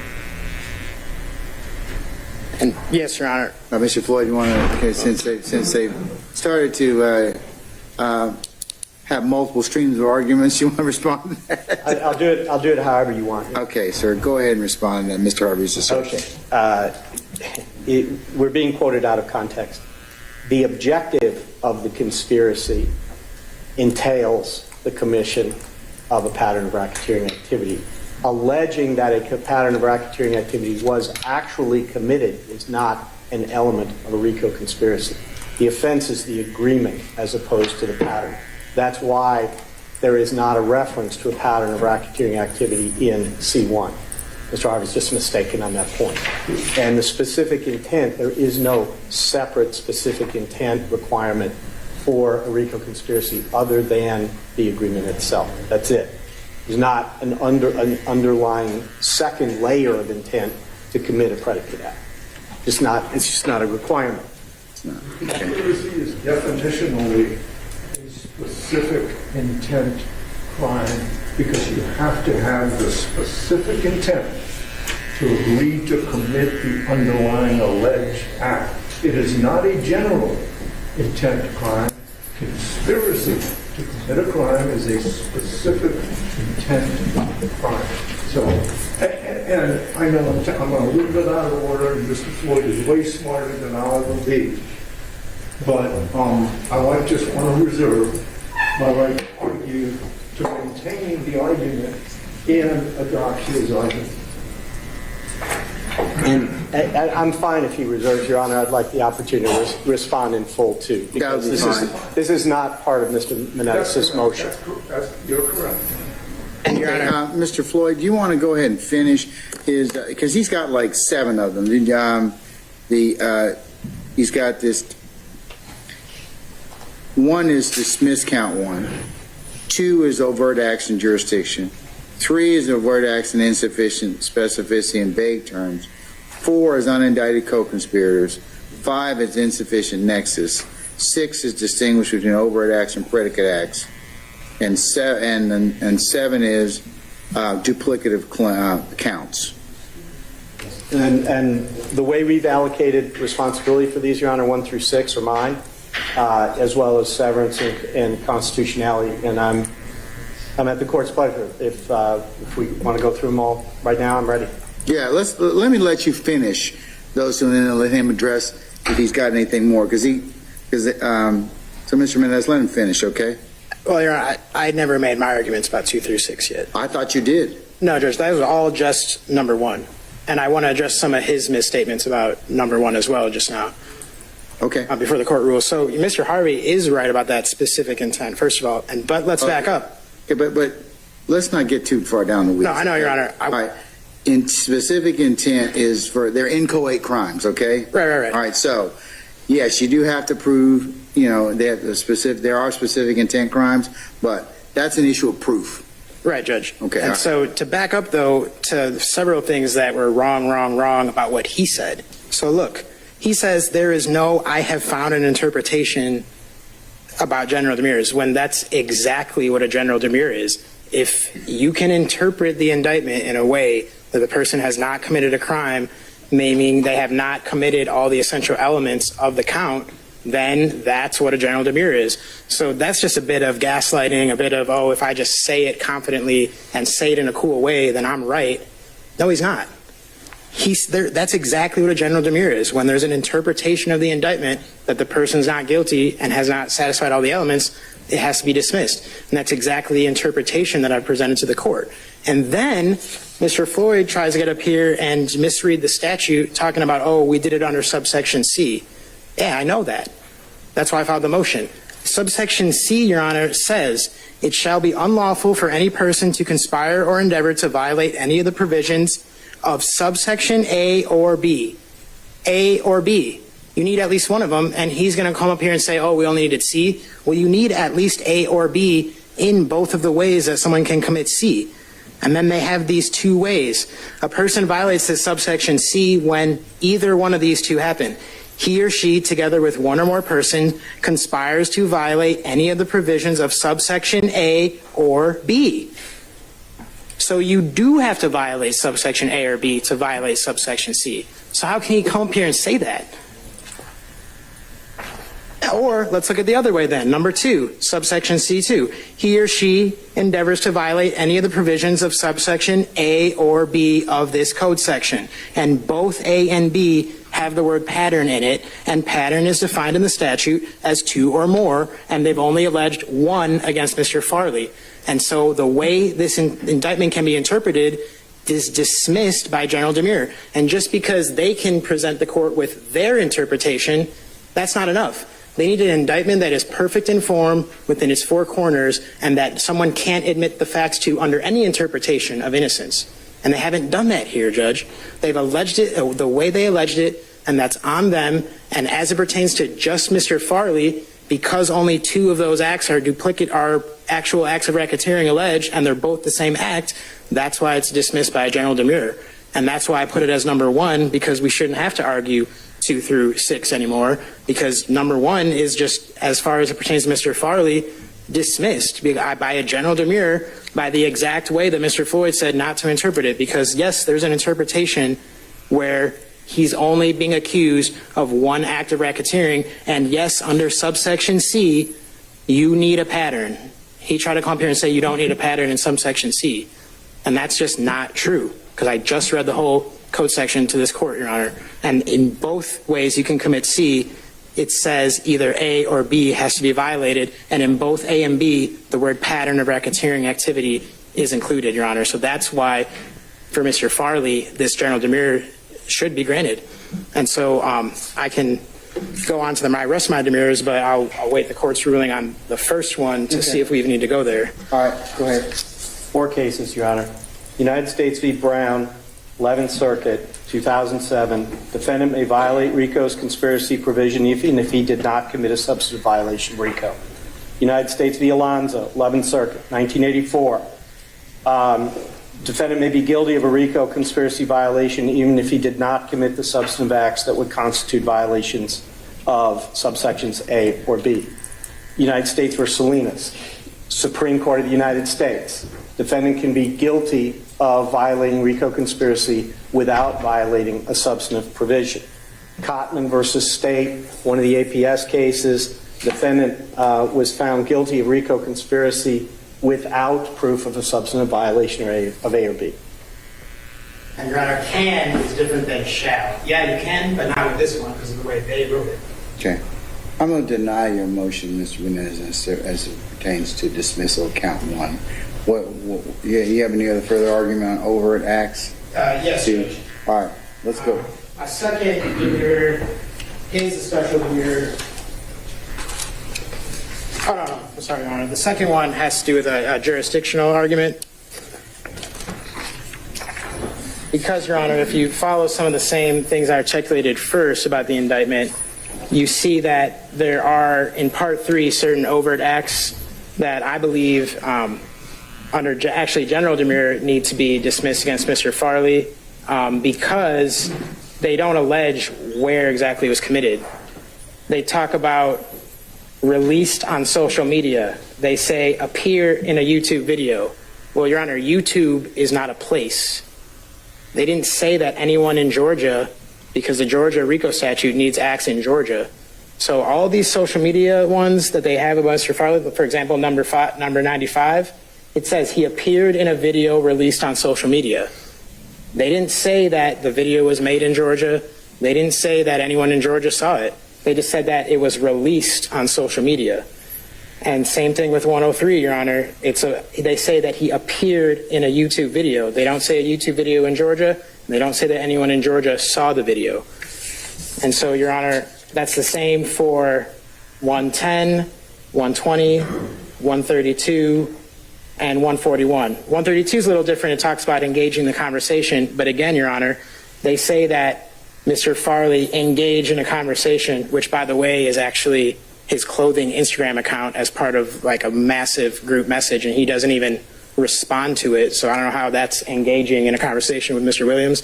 That's not how I define engaging in a conversation, but I'll move on from that, Judge. Regardless, it doesn't say where that conversation took place. Instagram is not a place. Instagram is not in Georgia. So they should have alleged that that these people were in Georgia when they engaged in this conversation. Again, Your Honor, number 141, a photo released on social media displaying tattoos. Does not say those tattoos were seen on social media by anyone in Georgia, or that he's ever been in Georgia, or that those tattoos were made in Georgia. And we don't get to consider everything we know. For general demurrer, we look at just the 4 corners of the indictment. So, Your Honor, going to my authority and argument part, there's federal case law about this, Your Honor. It's Butte Mining, which is 76 F3D 287 291. That's out of the 9th Circuit. How about the 11th Circuit or United States Supreme Court? That would be more persuasive to me. Well, Your Honor, yeah, I'm using the interpretation of the federal statute. Georgia, though. Right. Do you have any 11th Circuit interpretation on that? That's not been addressed by the 11th Circuit, Your Honor. This happened with a case about RICO. Addressed by our Supreme Court? No, Your Honor. What I'm saying is that the Georgia statute exactly tracks the federal statute, and the federal statute's been interpreted to mean that those acts have to be in the jurisdiction of the court. Those are the cases I was going to bring up, where in Butte Mining and the Sonal Trinol, those acts were alleged possibly in foreign jurisdictions, and that basically what I've articulated from Part 3 also might have taken place outside the state of Georgia. So I don't think that needs the 11th Circuit. That's just, this is how federal RICO is interpreted, so why would we interpret Georgia RICO any different when it's tracked and written exactly the same way? And so, Your Honor, in those cases, the demurrers were granted because the 9th Circuit held that the defendant's conduct in the United States, by use of the mail and the wires, paying a fair price for the mining company, forming corporations, that those didn't actually refer to the fraud, and that the actual fraudulent acts took place entirely outside the United States. And so here, there's an open interpretation that these acts, putting something on YouTube, appearing on social media, engaging in conversation, those acts could have occurred outside of Georgia, and nothing specifically alleges them to have occurred inside Georgia. And so, doesn't the state have to prove that anyways as to each count by indirect or direct evidence? At trial, to meet their burden of overcoming the presumption of innocence, but he's also entitled to a perfect indictment within the four corners, regardless of looking at discovery or... I don't think the indictment, the count requires that specifically that, because that's the state's burden of proof at trial. Well, Roger, implicit within each count that venue's got to be proven. It doesn't have to necessarily be pled. And Your Honor, in those federal RICO cases, that wasn't enough to survive the general demurrer because of the way it was pleaded in the indictment. Okay. And so that's what I'm alleging here. And so because those acts can have occurred outside the jurisdiction, they can't survive general demurrer. So those... But we don't know if they have occurred outside the jurisdiction, do we? Right, Your Honor. We would have known that had they said appeared in a YouTube video seen by people in Georgia. It would be that simple, but they didn't do that. So that's why those overt acts, Your Honor, and there is case law about demurrers applying to actually individual overt acts as well, not just the entire conspiracy. And I have that, Your Honor, in my motion as well. That's Ralston v. Cox. They talked about... Okay, that seems to occur. You seem to be arguing overt acts in jurisdiction and insufficient specificity. Hey, all of y'all, let me know if y'all can hear the audio or it's just Candace B. Wildin. Ralston v. Cox, you can actually demur to the overt acts because in that case, the lower court sustained the demurrer to counts 2 and 3 and to the overt act number 3 of count 1. So I included that just to say that this court, it has the authority to address demurrers based on just the overt act. It doesn't have to be the entire count. So that's what I'm asking the court to do. Because the court has denied my previous demurrer, I'm asking the court to narrow down the indictment to take out these, what I believe are general demurrable things because of the jurisdiction argument. And so those overt acts, because they can be committed outside of Georgia, just don't survive general demurrer. And that's much different than, I understand what Your Honor is saying about they don't have to prove venue, like they don't have to say in the exact count 55, murder Schmel drinks in Georgia, but the entire indictment talks about, this is a Georgia conspiracy.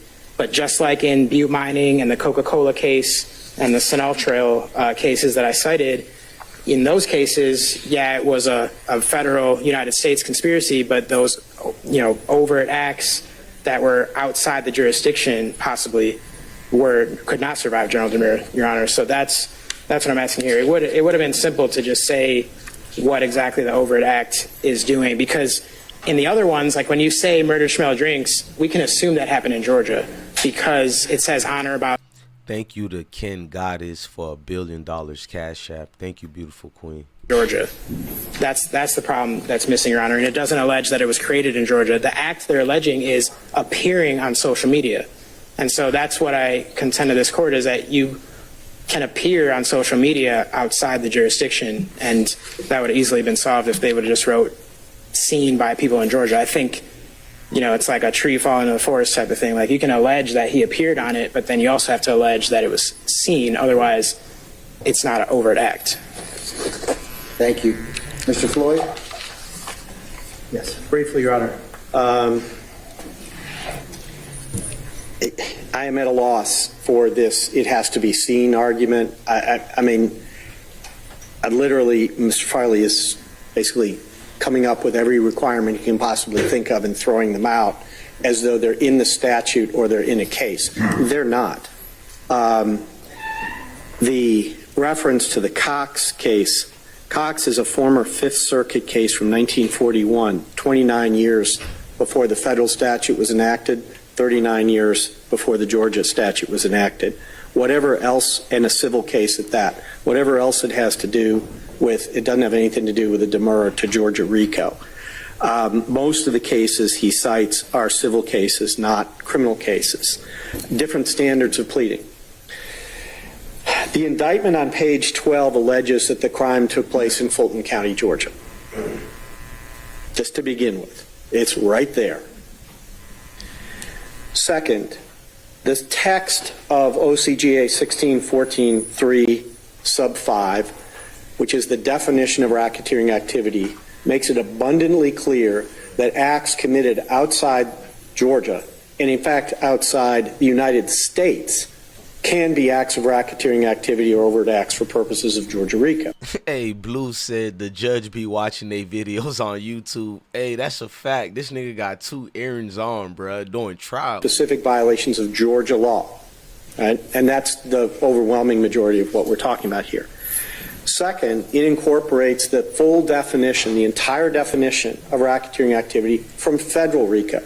So those are all federal offenses that can occur any place in the United States or any place in the extraterritorial jurisdiction of the United States. For example, one of those offenses is killing a United States citizen outside the territory of the United States because they're a United States citizen. So by its nature, it couldn't even happen within U.S. territory. It's still an act of racketeering activity, right? Crank said this attorney overall level is at 70 right now. Generic acts, murder, arson, kidnapping, obstruction of justice are a few examples that are in violation of federal law, the law of any state, or the law of any United States territory, punishable by more than 1 year in prison. So the intent of the General Assembly to incorporate such activity is very clear. We're not talking about things that happen outside the state of Georgia anyway. We didn't allege they happened outside the state of Georgia, but if they did, it wouldn't make a difference. On top of that, there's the Overton case, which we cited in our brief, which is not mentioned by Mr. Farley. Overton is a Georgia RICO conspiracy case out of Richmond County where a significant part of the racketeering activity that occurred in the state of South Carolina. Obviously, we all know Augusta's on the Savannah River. There was a kidnapping on the Georgia side. The victim, unfortunately, was transported across to the South Carolina side. He was locked in the trunk. The car was set on fire. He died. Okay. Act of kidnapping, Georgia. Act of murder, South Carolina. Both in the indictment, both supported the conviction. Both are specifically cited by the Georgia Court of Appeals in response to the sufficiency of the evidence challenge. Really, Mr. Farley is arguing what the probata has to be, not the allegata. He's talking, as you mentioned, he's talking about what we ultimately have to prove at trial to carry our burden. He's not talking really about what we have to allege.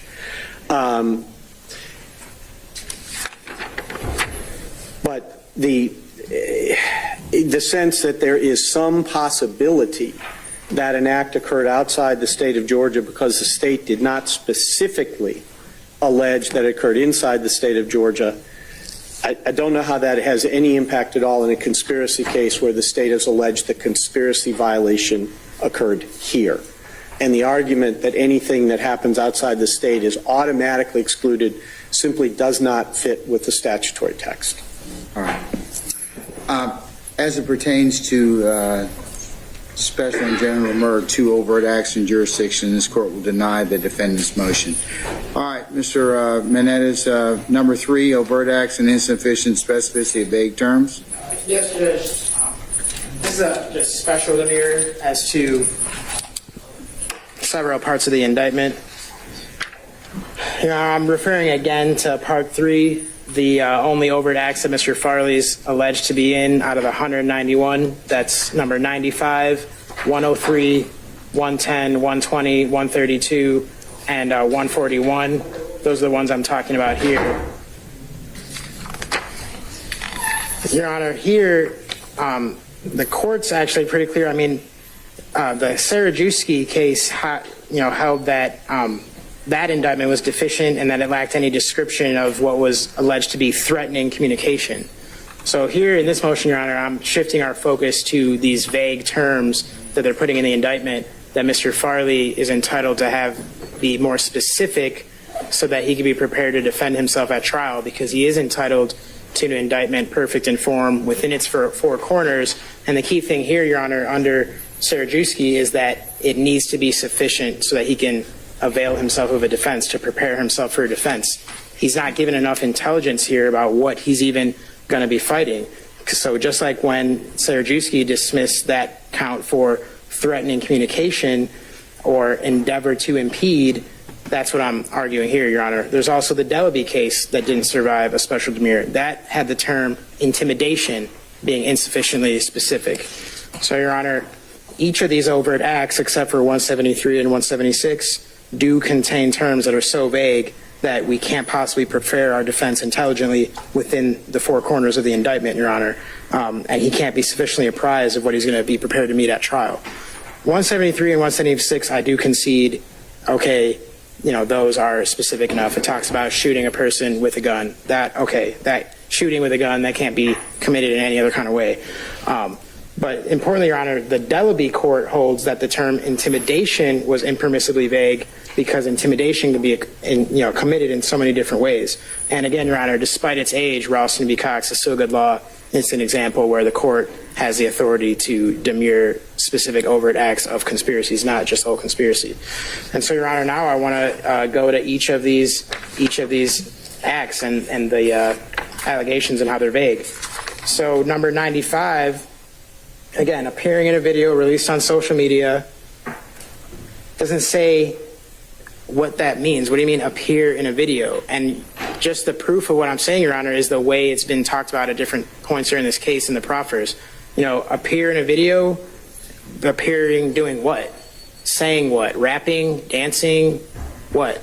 It's just, that doesn't say like appear in a video, Your Honor. It doesn't say anything about how that's furthering the objectives of anything or what that even means, Your Honor.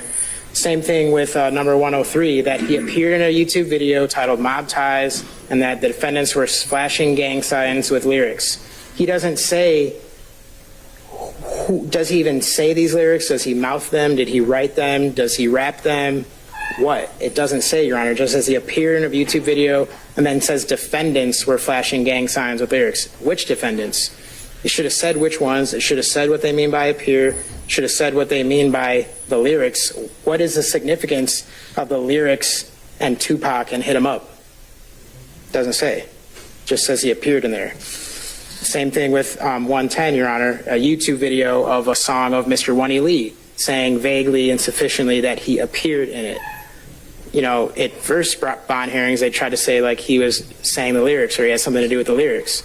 And while I don't think those lyrics are probative or have anything to do with reality, even so, he's not alleged to have written them, rapped them, mouthed them. I want to know, he needs to know what appear in a YouTube video means, and then they just say some lyrics. And Your Honor, now number 120, a photo released on social media that he posed for a photo. What does that mean, posed for a photo? How is that the overt act? What about posing in a photo and that it was released on social media? What is that? What is an overt act about releasing something on social media? Again, doesn't say anybody saw it and doesn't say what they mean by posed. So then go to 132, that he engaged in a conversation. This one really needs to be defined, Your Honor. Engage in a conversation, that's vague. What do you mean engage? Talking and talking back? Having your account that maybe you don't even manage get a message from other people that you don't respond to? Is that what they mean? What about post? That's what it is, but we need to look at it within the four corners, Your Honor. And so to say vaguely, oh, he engaged in a conversation and then say stuff that they allege Mr. Williams to have said, what is that? How do I defend against that? What does that even mean? Same for 141, Your Honor. Posing for a photo. I already made those arguments for Act 110.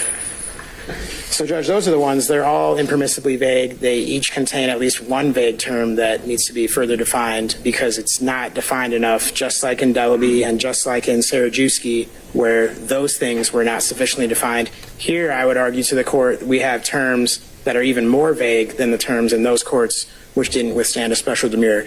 And I know the state's going to cite the case law that, oh, we just have to track the language of the statute, but that's only the first part. It's a two-part analysis. They have to track the language of the statute, but they still have to sufficiently appraise the defendant of what he's going to be defending himself from. And these vague terms rob us of the chance to do that, Your Honor, and so that's why those overt acts should be dismissed by a special demurrer because they are impermissibly vague. All right, thank you, sir. All right, Mr. Floyd? Yes, Your Honor.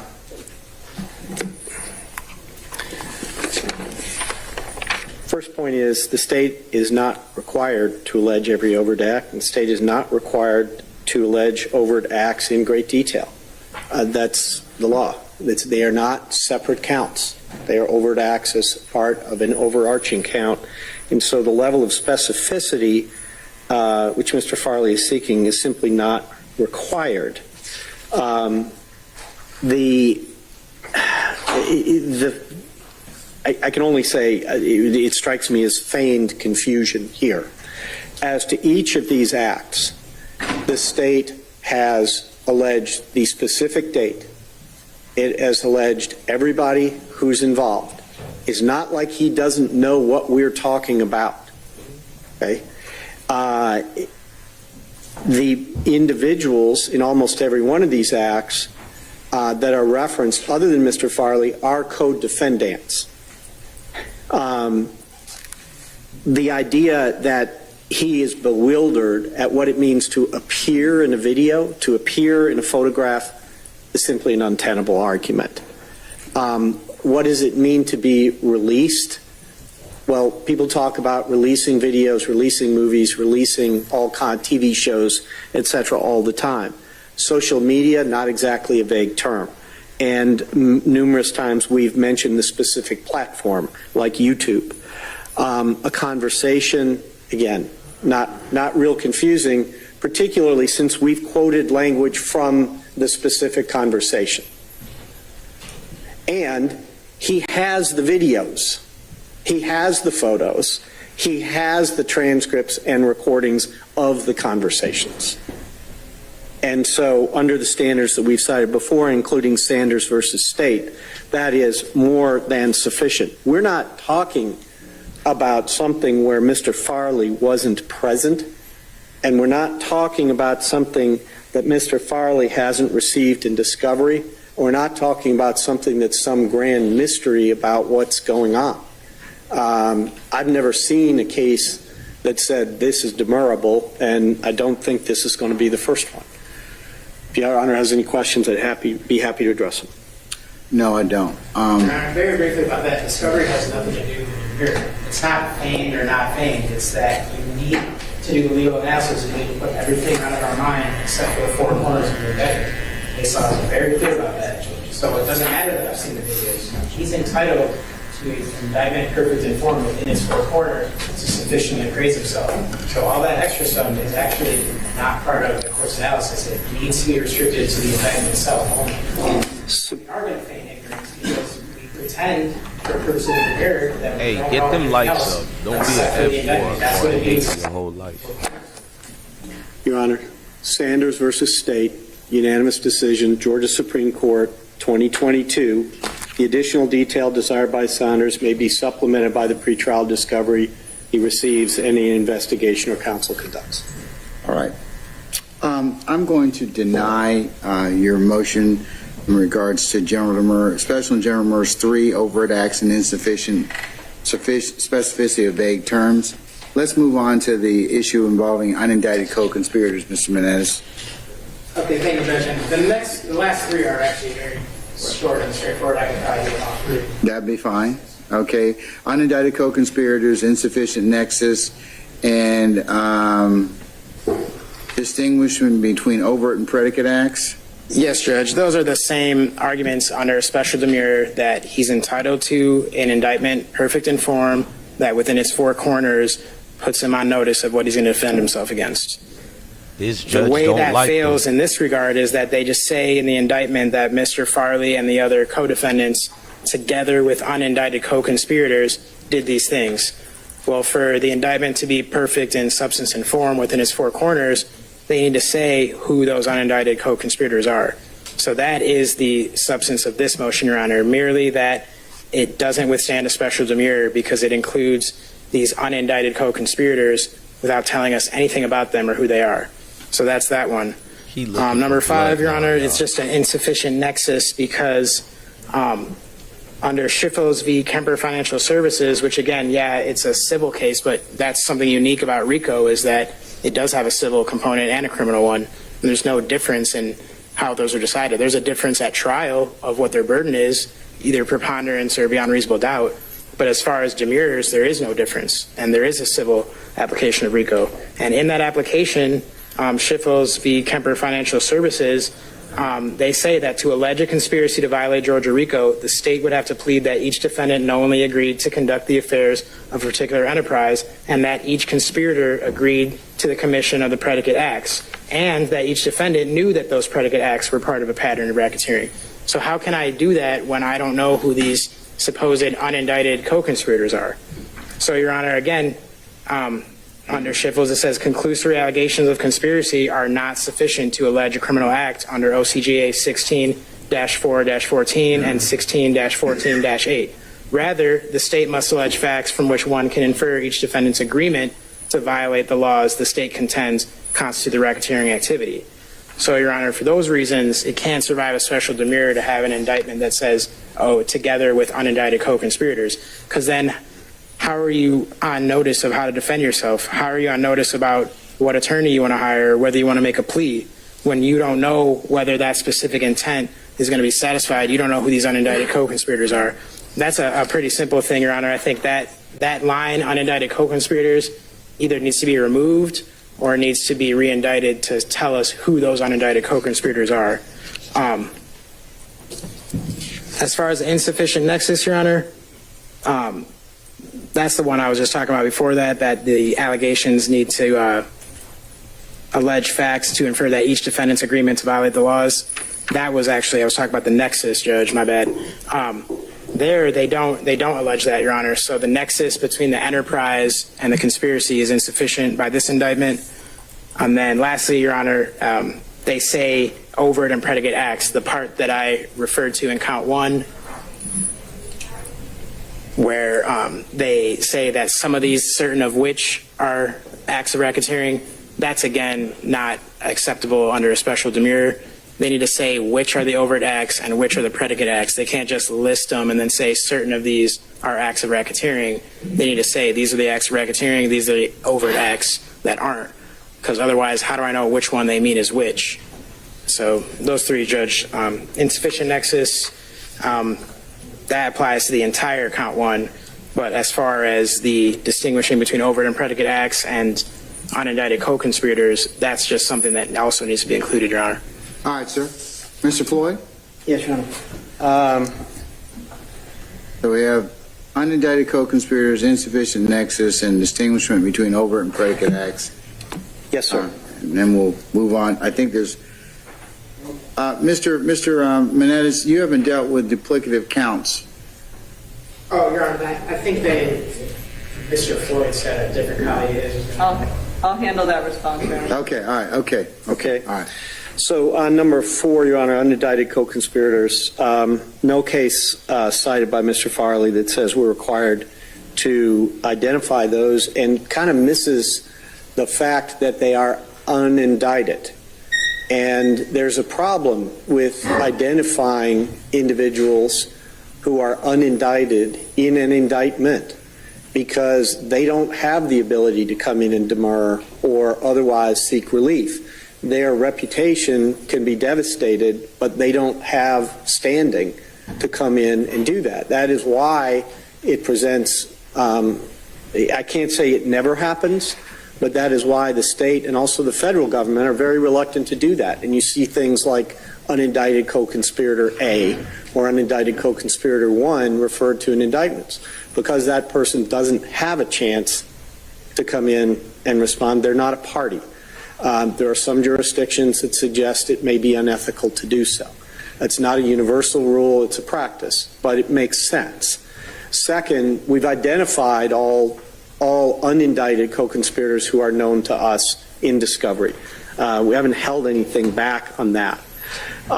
As far as insufficient nexus, the case is charged in the language of the statute, and it specifically references the nexus. And all nexus is a connection. There has to be some kind of relationship. Kimbrough is the controlling case on this, unanimous Georgia Supreme Court case written by Justice Peterson. And it basically says it doesn't take much, and gives a number of examples. We have specifically alleged they conspired to associate together and with others for the common purposes of illegally obtaining money and property through a pattern of racketeering activity and conducting and participating in the enterprise through a pattern of racketeering activity. That's exactly what a nexus is, and that is more than sufficient under Kimbrough. We then go on to give specific examples of what was done, such as preserving, protecting, and enhancing the reputation, power, and territory of the enterprise through acts of racketeering activity, including murder, assault, and threats of violence. That money, weapons, and other property were obtained through acts of racketeering activity, including robbery, theft, and the unlawful sale and distribution of drugs. We also allege that persons who were involved in the conspiracy to participate in and conduct the enterprise obstructed law enforcement investigations and court proceedings through witness intimidation and attacks upon law enforcement officers. That's drawing the connection between the conduct and the enterprise. That is all that is required. Distinguishing between overt acts and predicate acts, we did. I mean, we did exactly what Mr. Farley claims we didn't do, and it's right in the indictment.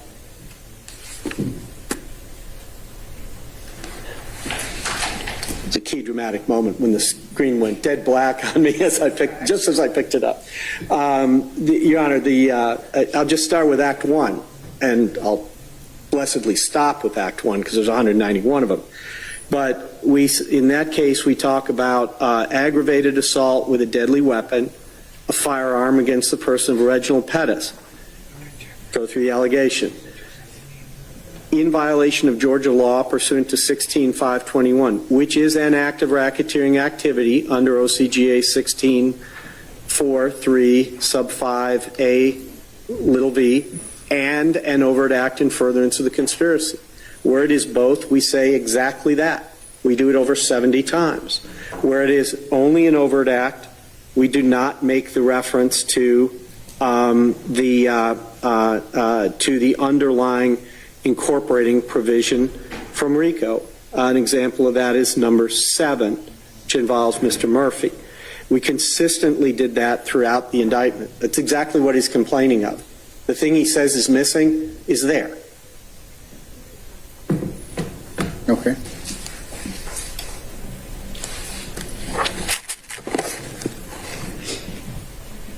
That's all I have right now, Your Honor. All right, sir. In terms of tag along to the first part of that with the unindicted co-conspirators, not the other ones, but I do have a similarly situated motion with regard to the identity of unindicted co-conspirators.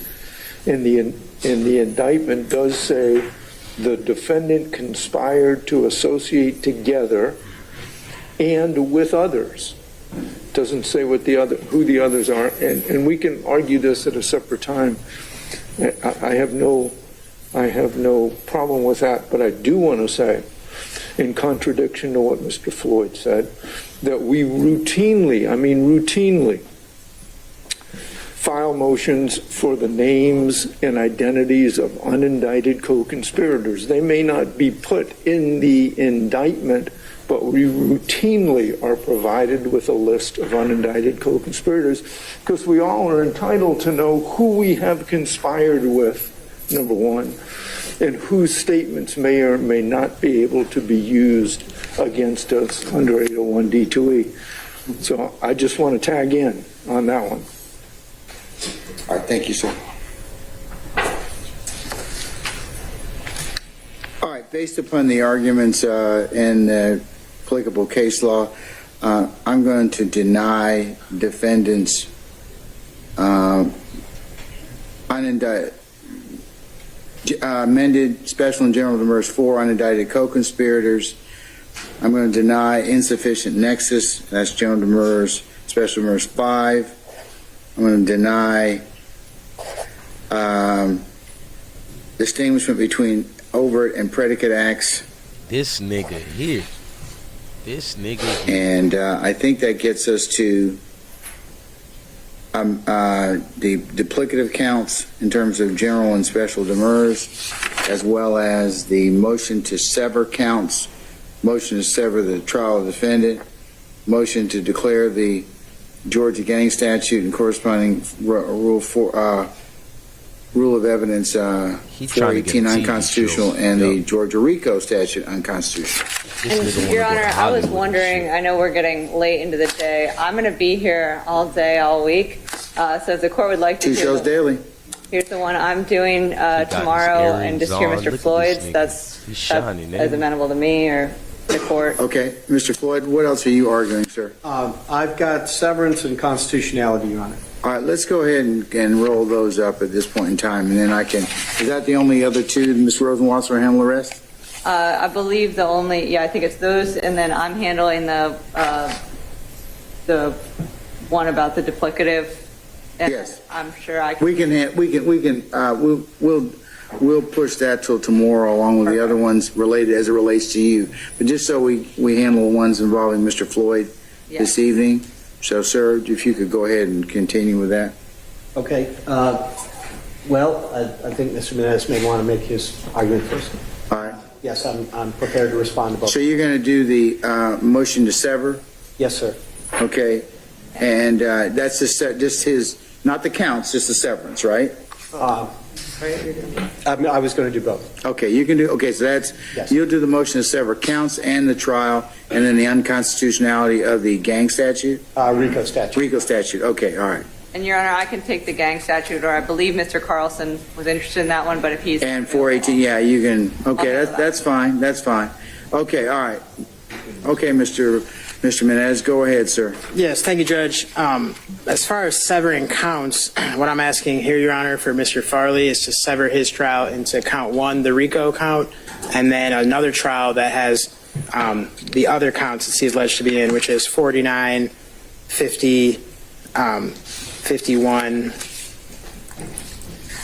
and 54. So, Your Honor, Johnson states that pretty clearly that when 2 or more crimes of the same or general nature are committed against different persons at different times and places, and they're charged in separate counts of an indictment, severance is mandatory upon the defendant's motion if the crimes are joined solely because of their same or similar character. Your Honor, that's Johnson v. State, 364 Georgia Ave. 543. That's from 2022. It goes on to say that if the offenses are not joined solely because they're the same or similar character, and evidence of one charged offense would be admissible as a similar transaction during trial on another charged offense, the trial court's vested with discretion in deciding whether to grant the motion to sever. So there's nothing commanding Your Honor to do it one way or the other, but I am asking Your Honor to do that because the court does go on to say in that case that in making this decision, the court must consider the number of offenses, the complexity of the charges, that's crucial, and the complexity of the evidence, and determine whether a jury will be able to fairly and intelligently parse the evidence and apply the law. So here, Your Honor, we have a completely unfair trial as it counts to the murder counts, because here what we have, if he were tried just on the murder counts, we have a person who's an entrepreneur, networking, and finds himself riding in the backseat of a car that's behind another car, and then something happens where we don't know the circumstances.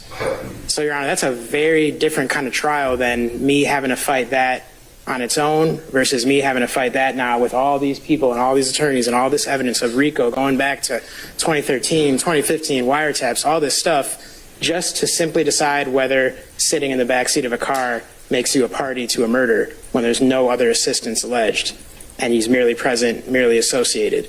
And so, Your Honor, to get up here and then you're going to tell the jury, oh, mere association doesn't count on these counts, but then here's a whole RICO case where the entire nature of the case is association, which is okay. I mean, I disagree with RICO, as we'll find out from our other motion, but to do a RICO count and then these murder counts together is just, not fair, Your Honor. And they are joined solely because they're the same and similar character.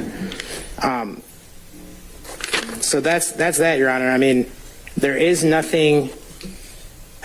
There's the murder of Mr. Schmeldrinks, and then the jury's analysis of the burden of proof on that is going to be just completely confused by the complexity of the other case. And then it really is just this presence and this association that ties him into the RICO. So under Johnson, Your Honor, I'm just asking this court to sever count 1 from the rest of the counts just for Mr. Farley. All right. Go ahead and argue the rest of the, that's your motion to sever counts. What about the trial? And then you can deal with the gang statute, your argument on the gang statute and the RICO statute. Yes, Judge. So admittedly, this motion to sever the trials is a lot stronger. And I do think it's less discretionary and leads, if we don't sever it, to a situation where Mr. Farley's rights are just completely trashed. So, for example, the biggest reason, Your Honor, is because there's so much evidence admitted against one co-defendant that wouldn't be admitted against him. Okay, but what I think is the strongest argument, Your Honor, is just the scale of this. We've had all these pretrial hearings about how it's going to take 6 to 9 months. And so, Your Honor, to have a defendant like Mr. Farley, who doesn't have the resources like some of the other defendants, who we now see still don't have an attorney, Your Honor. So I think the proof is right behind me how difficult it is for someone to hire an attorney of their choosing, free of conflict, which is his right under the Sixth Amendment. He has a right under the Sixth Amendment to an attorney of his choosing, free of conflict. Had it not been for me agreeing to do the case, that would be impossible. And that's impossible for a lot of the co-defendants, Your Honor. We've seen that. When you try 28 people at once, you're like taking up all the private attorneys of the city that you live in, and you're asking that private attorney who has had to go through years of training, hundreds of thousands of dollars of education, and now these clients essentially rent us out for their advocacy. And that's just not fair, Your Honor. It's like, oh, you're going to go to the prom, we're going to rent you a limo, but now, oh, actually, this prom is going to last 6 to 9 months, and you're going to have to rent a limo every single day. You're going to have to rent out Mr. Menendez to sit there with you every day and pay him by the hour. That's not fair. It's not fair, Judge. So that will be solved by severing the trial of Mr. Farley. That might be fair to some other defendants who are all over the discovery, but Mr. Farley, he's only in like 7 out of the 191 overt acts, and he's only in 4 of the counts. So in that 6 to 9 months, my actual engagement in his advocacy will be a matter of days. It's something we can do in a week and a half. But what the state has done to rob him of his rights under the Sixth Amendment and his rights to due process and his right to be treated equally and not be discriminated against based on wealth or anything else, they've put 28 people together, and then for those people that are in such a small part of the discovery, they've created a situation where you don't get to pick your attorney. You just get to hope that you'll have someone agree to something, even though it might not make sense. And now, look what we have. We have people who are still unable to hire an attorney.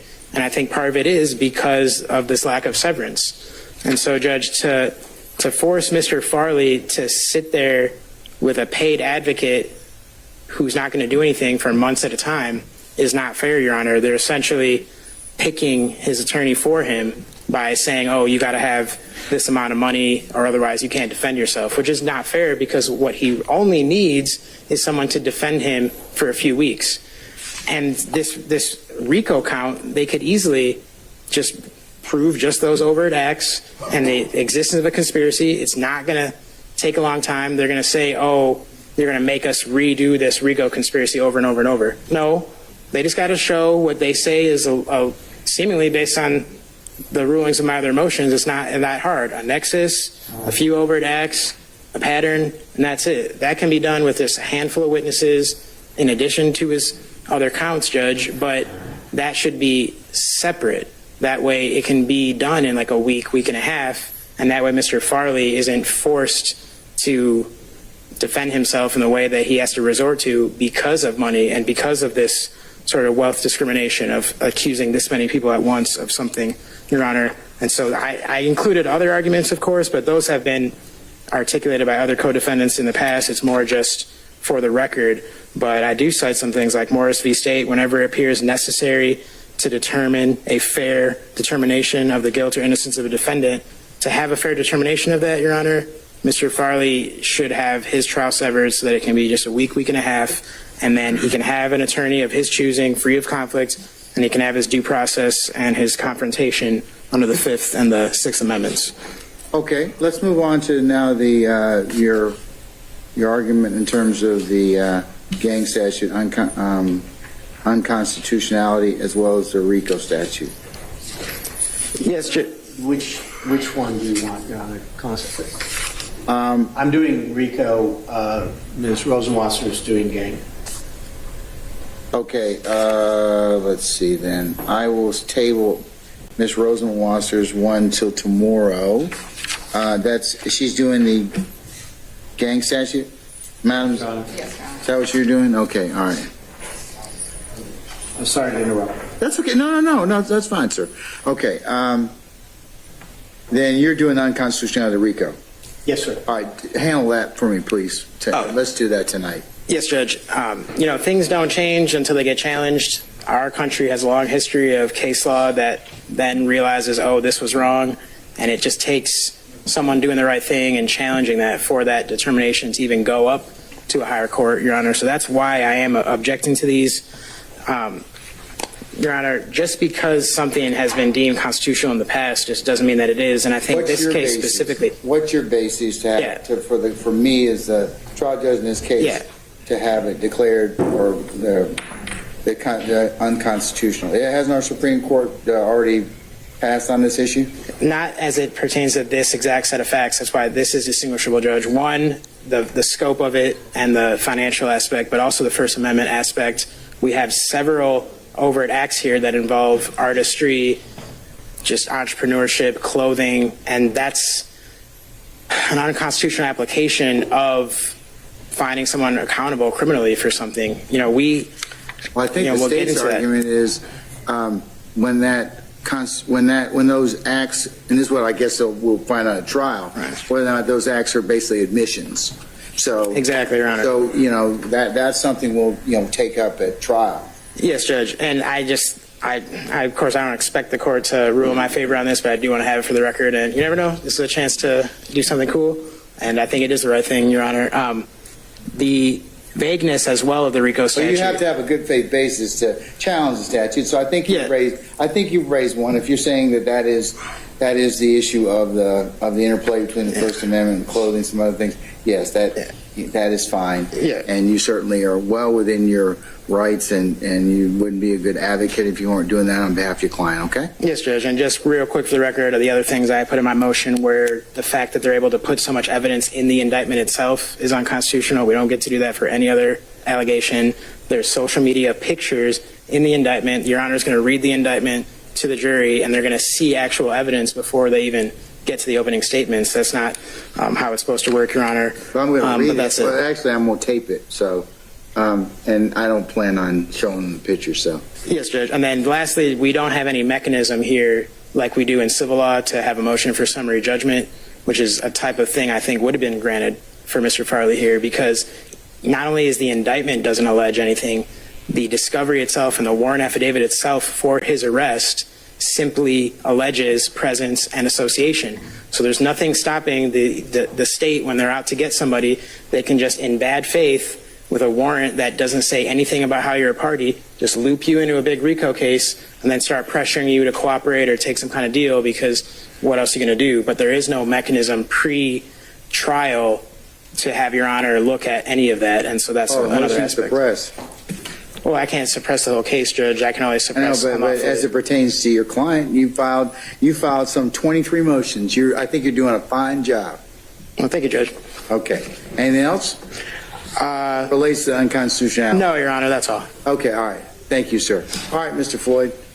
Thank you, Your I think Honor. he's got, motion to sever the counts, sever the trial, and unconstitutionality of the RICO statute. Yes, and Your Honor. I'll let Ms. Rosenwasser tomorrow cover the duplicative count issue as well as the gang statute, and I think she said Mr. Carlson will come in and argue the evidence 418 issue. Mm-hmm. Okay? Yes. Yes, sir. Ms. Johnson.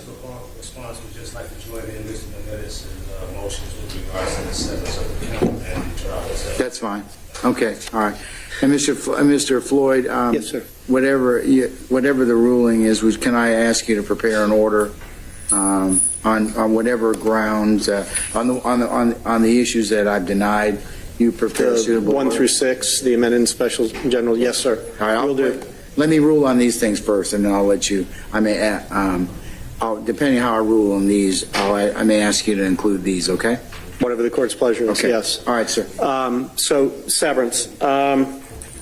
Your Honor has already heard severance motions. I believe 7 of them. I have. You have already denied them all. Yes.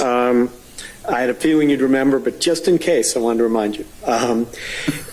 The mistaken premise, and it's been true throughout them all and is true here, is the idea that somehow if you sever, the trial becomes much smaller, shorter, easier, a week or whatever.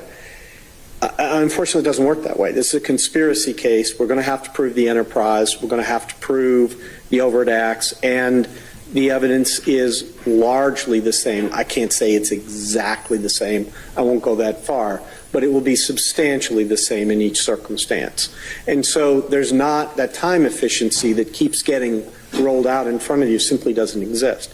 That's the primary reason why, and we've cited these cases previously, I haven't been able to find a reported Georgia RICO case where severance was granted and the issue came up in appeal. I just haven't seen it. Every one of them, the posture is severance has been denied. The court looks at it, the appellate court looks at it, says it's a matter of discretion, and discretion was appropriately exercised. And those cases are very similar to this one. We've also cited to you on the same principle an extensive number of federal RICO conspiracy cases. I'm dealing specifically with RICO conspiracy because the question is the same and the standard is essentially the same.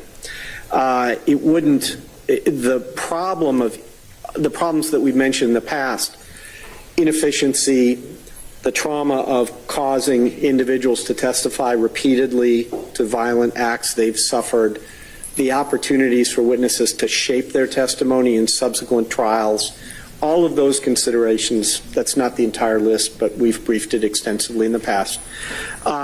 They don't go away. They would actually only get worse if Mr. Farley was to have 2 trials, one on RICO and one on murder, etc. That doesn't solve the problem. It really magnifies it. I think part of Mr. Farley's constitutional arguments drifted over into the severance side, or perhaps he feels they're applicable to both. It doesn't make any difference here because he was talking about Sixth Amendment issues.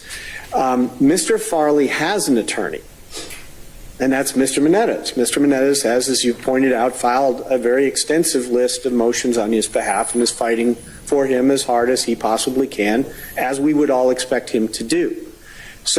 But part of what comes with that is Mr. Farley doesn't have standing to raise constitutional issues relating to other people who don't have counsel for whatever reason. He can raise his own. He could raise it if he didn't have counsel, couldn't obtain it, but that's not the situation.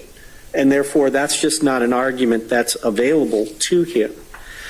As far as constitutionality is concerned, let me first address vagueness. There are quite literally hundreds of RICO challenges based on vagueness. None have succeeded.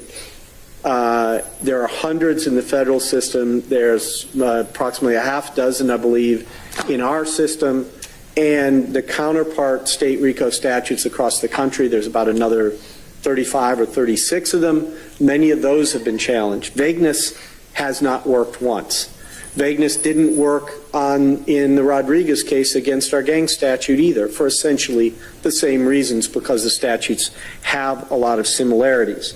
There's nothing new here presented on vagueness that hasn't been addressed in the past. In fact, there's nothing really specific at all presented on vagueness. As to First Amendment, it just conflates the problem. The argument that keeps, or the statement that keeps getting presented to the court, is that speech has been criminalized. That's not what we're talking about. We are talking about speech as evidence. There's no offense that says somebody's not being charged with making an offensive lyric or video. That crime doesn't exist in Georgia. It is not alleged in this indictment. But the fact that somebody is engaged in some sort of performance doesn't immunize them and doesn't create a First Amendment shield against all responsibility. I've not been able to find a case that said that a charge is unconstitutional or a statute is unconstitutional because some sort of performance is involved. And frankly, that wouldn't be a basis to hold the statute unconstitutional. It would be a basis to exclude a specific piece of evidence. I imagine that's an argument we're going to get to pretty soon, but that's not a constitutional argument here. The United States Supreme Court in Wisconsin versus Mitchell made it absolutely clear that something doesn't stop being evidence because it's in a book or a movie or a poem or a song or a diary. Because that would lead us to the absurd circumstance in which a person who simply picked up the phone and called the police and said, I murdered John Smith. I did it in this place. I did it on this day. I did it for this reason, and I did it using this weapon. You can go find his body right now. Well, we pretty much know what's going to happen there, right? But if I post it on YouTube and I sing it, that becomes inadmissible. And if we use it to charge, the statute becomes unconstitutional. There's nothing, absolutely nothing that supports that. The too much evidence in the indictment, this is exactly what I was alluding to before, which is the argument that the sort of Goldilocks argument the state usually faces. It's either too much or it's too little. It's never just right. But, you know, this is the same defendant who 30 minutes ago was arguing that we hadn't given the dictionary definition of various phrases in it, and now says, but wait, this statute's unconstitutional because you can talk about too much. Those two things can't occupy the same place at the same time. As I said, I am not aware of any case anywhere in the country holding any RICO statute unconstitutional on any of these grounds. Don't think this should be the first one. Okay. All right. As it pertains to the amended motion to sever counts, I'm going to deny that motion as it relates to Mr. Farley. I'm also going to deny the motion to sever his trial from the other co-defendants, and I'm also going to deny the motion to declare the Georgia RICO statute unconstitutional. So, Mr. Menendez, we will take up there's three things I think we'll take up tomorrow as it relates to Mr. Farley's duplicative counts and the unconstitutionality of the 418 and the gang statute. I be trying to tell y'all that judge don't give a fuck. He ain't listening to the defense at all, bro. The other issues, as I've indicated, we'll table those until such time as, like for the autopsy photographs and the music video and social media evidence, okay? Yes, Judge. On the evidentiary motions, I got to mute it to tell y'all this. We definitely gonna cover it. The next case is gonna be the next little situation they come in court is gonna be the big one. That's the one they gotta show the dead bodies, autopsies, and the actual evidence that make them guilty. So we gonna see, bro. In the waning hours of the day, let me just recap, Ms. Rosenwasser, for tomorrow. You've got Walter Pineda. Yes, Your Honor, he'll be coming first. You got Quentin Hall. Yes, Your Honor. Okay, do you have anybody else that potentially you might be able to move up, or might be depending upon how we go tomorrow? Not to my knowledge. I'll reach out to Investigator Worrell tonight. He was one of the people on for Wednesday. I can see if he's available. But we do have Mr. Stillwell's motion to dismiss. We should be able to do that. I know the court wished to hear that tomorrow as well. Okay, all right. And then obviously I'll be ready for Mr. Farley's motions also. The two that we just talked about. All right, I think that's plenty. And then there'll be some, I'm sure that, folks, just to put you on notice, Thursday we will have to take up the issues involving the jury questionnaire. So what I'd like you to do is prepare for we have a list of the questions that we propose to ask. What I'm asking you all to do is, if you have a specific objection to a question that the court is going to put in the questionnaire, you come prepared to argue those on Thursday morning. I'm not going to go through all of them unless I absolutely have to in that respect. But you've had plenty of time at this point in time to kind of consider that. So Thursday morning we'll take up that issue. Is there anything else I need to kind of, as an administrative announcement, I need to do? Mr. Floyd, you'll take care of a suitable order. Send that to Mr. Menendez. I will do that. And, Your Honor, I just want to ask one question because of the format. There were 6 amended special and general demurrals, and they were filed each as a separate document, as you saw. Would the court prefer a separate order as to each one, or is it okay to consolidate? It's okay to consolidate that. Yes, sir. All right. Thank you. All right. Yes, Mr. Adams. Perhaps I've missed it. Has the court sent out a proposed list of jury questions? I know we've submitted them, some other attorneys have submitted them, the state has submitted them. Is there a court's? What I'll do is I will ask Mr. Kearns is not feeling well, so I'm going to ask him tomorrow if that hasn't been sent out already. It should be sent out. Okay? All right. So, Your Honor, we will have that questionnaire prior to Thursday. Yep. If you haven't otherwise, if you've submitted questions, then that's fine. But yes, I'll ask Mr. Kearns about that tomorrow, and we'll hopefully get it out tomorrow sometime. I think he's been working on it. I've seen some of it, so we should be good in that respect. Okay. All right. Anything else in terms of administrative announcements? No, Your Honor. All right, well then we'll see you all tomorrow morning for anticipated start time about 9:30. Okay. Yes, sir. Thank you. Okay. All right. We're in recess. Tomorrow to watch this court case. We'll be there. I'll get with you. Yeah, man, we'll be there early in the morning. Y'all just joined DJ Bless One coming over here at the Osmo Hip Hop Nation. Y'all see I'm a fair dude. Y'all could cuss me out and I'll rock with y'all. Just leave the kids alone. Leave people family. And I don't do no police type shit where I dox people. Like, even if you beef with me, I don't dox people on this internet. I see what other people do. We don't do that over here. Salute to all my beautiful mods. That's another thing. Y'all better salute the moderators, because they some grown folks who just rock out with y'all. You feel me? They ain't sedity. They don't feel like they Superman with the wrenches and all that. That's why I like these folks. You feel me? They just vibe, bro. I don't have to say nothing. I be seeing dudes trying to command their moderators like they the leader or something. You ain't the leader of nobody because you gave them a blue wrench. We just rocking out with each other. The blue wrench is just so they can see a nigga see you. You feel me? Ain't no nothing extra. It's just, folks, we at a lounge or we somewhere vibing and we all watching the same thing we watching because we just vibing. Ain't nobody bigger than each other, better than each other. That's why I just vibe, bro. And if I come at you a certain way, just know I'm just, bro, you like no different from my brother. I'll probably go harder at my blood than you. So just get out your feeling. And if I see you ain't emotional, you the type of nigga I'll fuck with. If we start cussing each other out and all that, long as you don't get, cause cussing each other out and all that ain't emotional. You feel me? It's regular. But if you get the, you know, being all extra cause a nigga done spaz on you, spaz back. But don't, oh, fuck your kids and all that extra, you feel me? Just vibe with it. I'ma salute you. Might even give you a moderator wrench. That's how we get down over here. Shit, I wouldn't do nothing crazy because I'm out here, meaning that I don't try to embarrass my name and my face card. I'm out here. Folks see me all the time.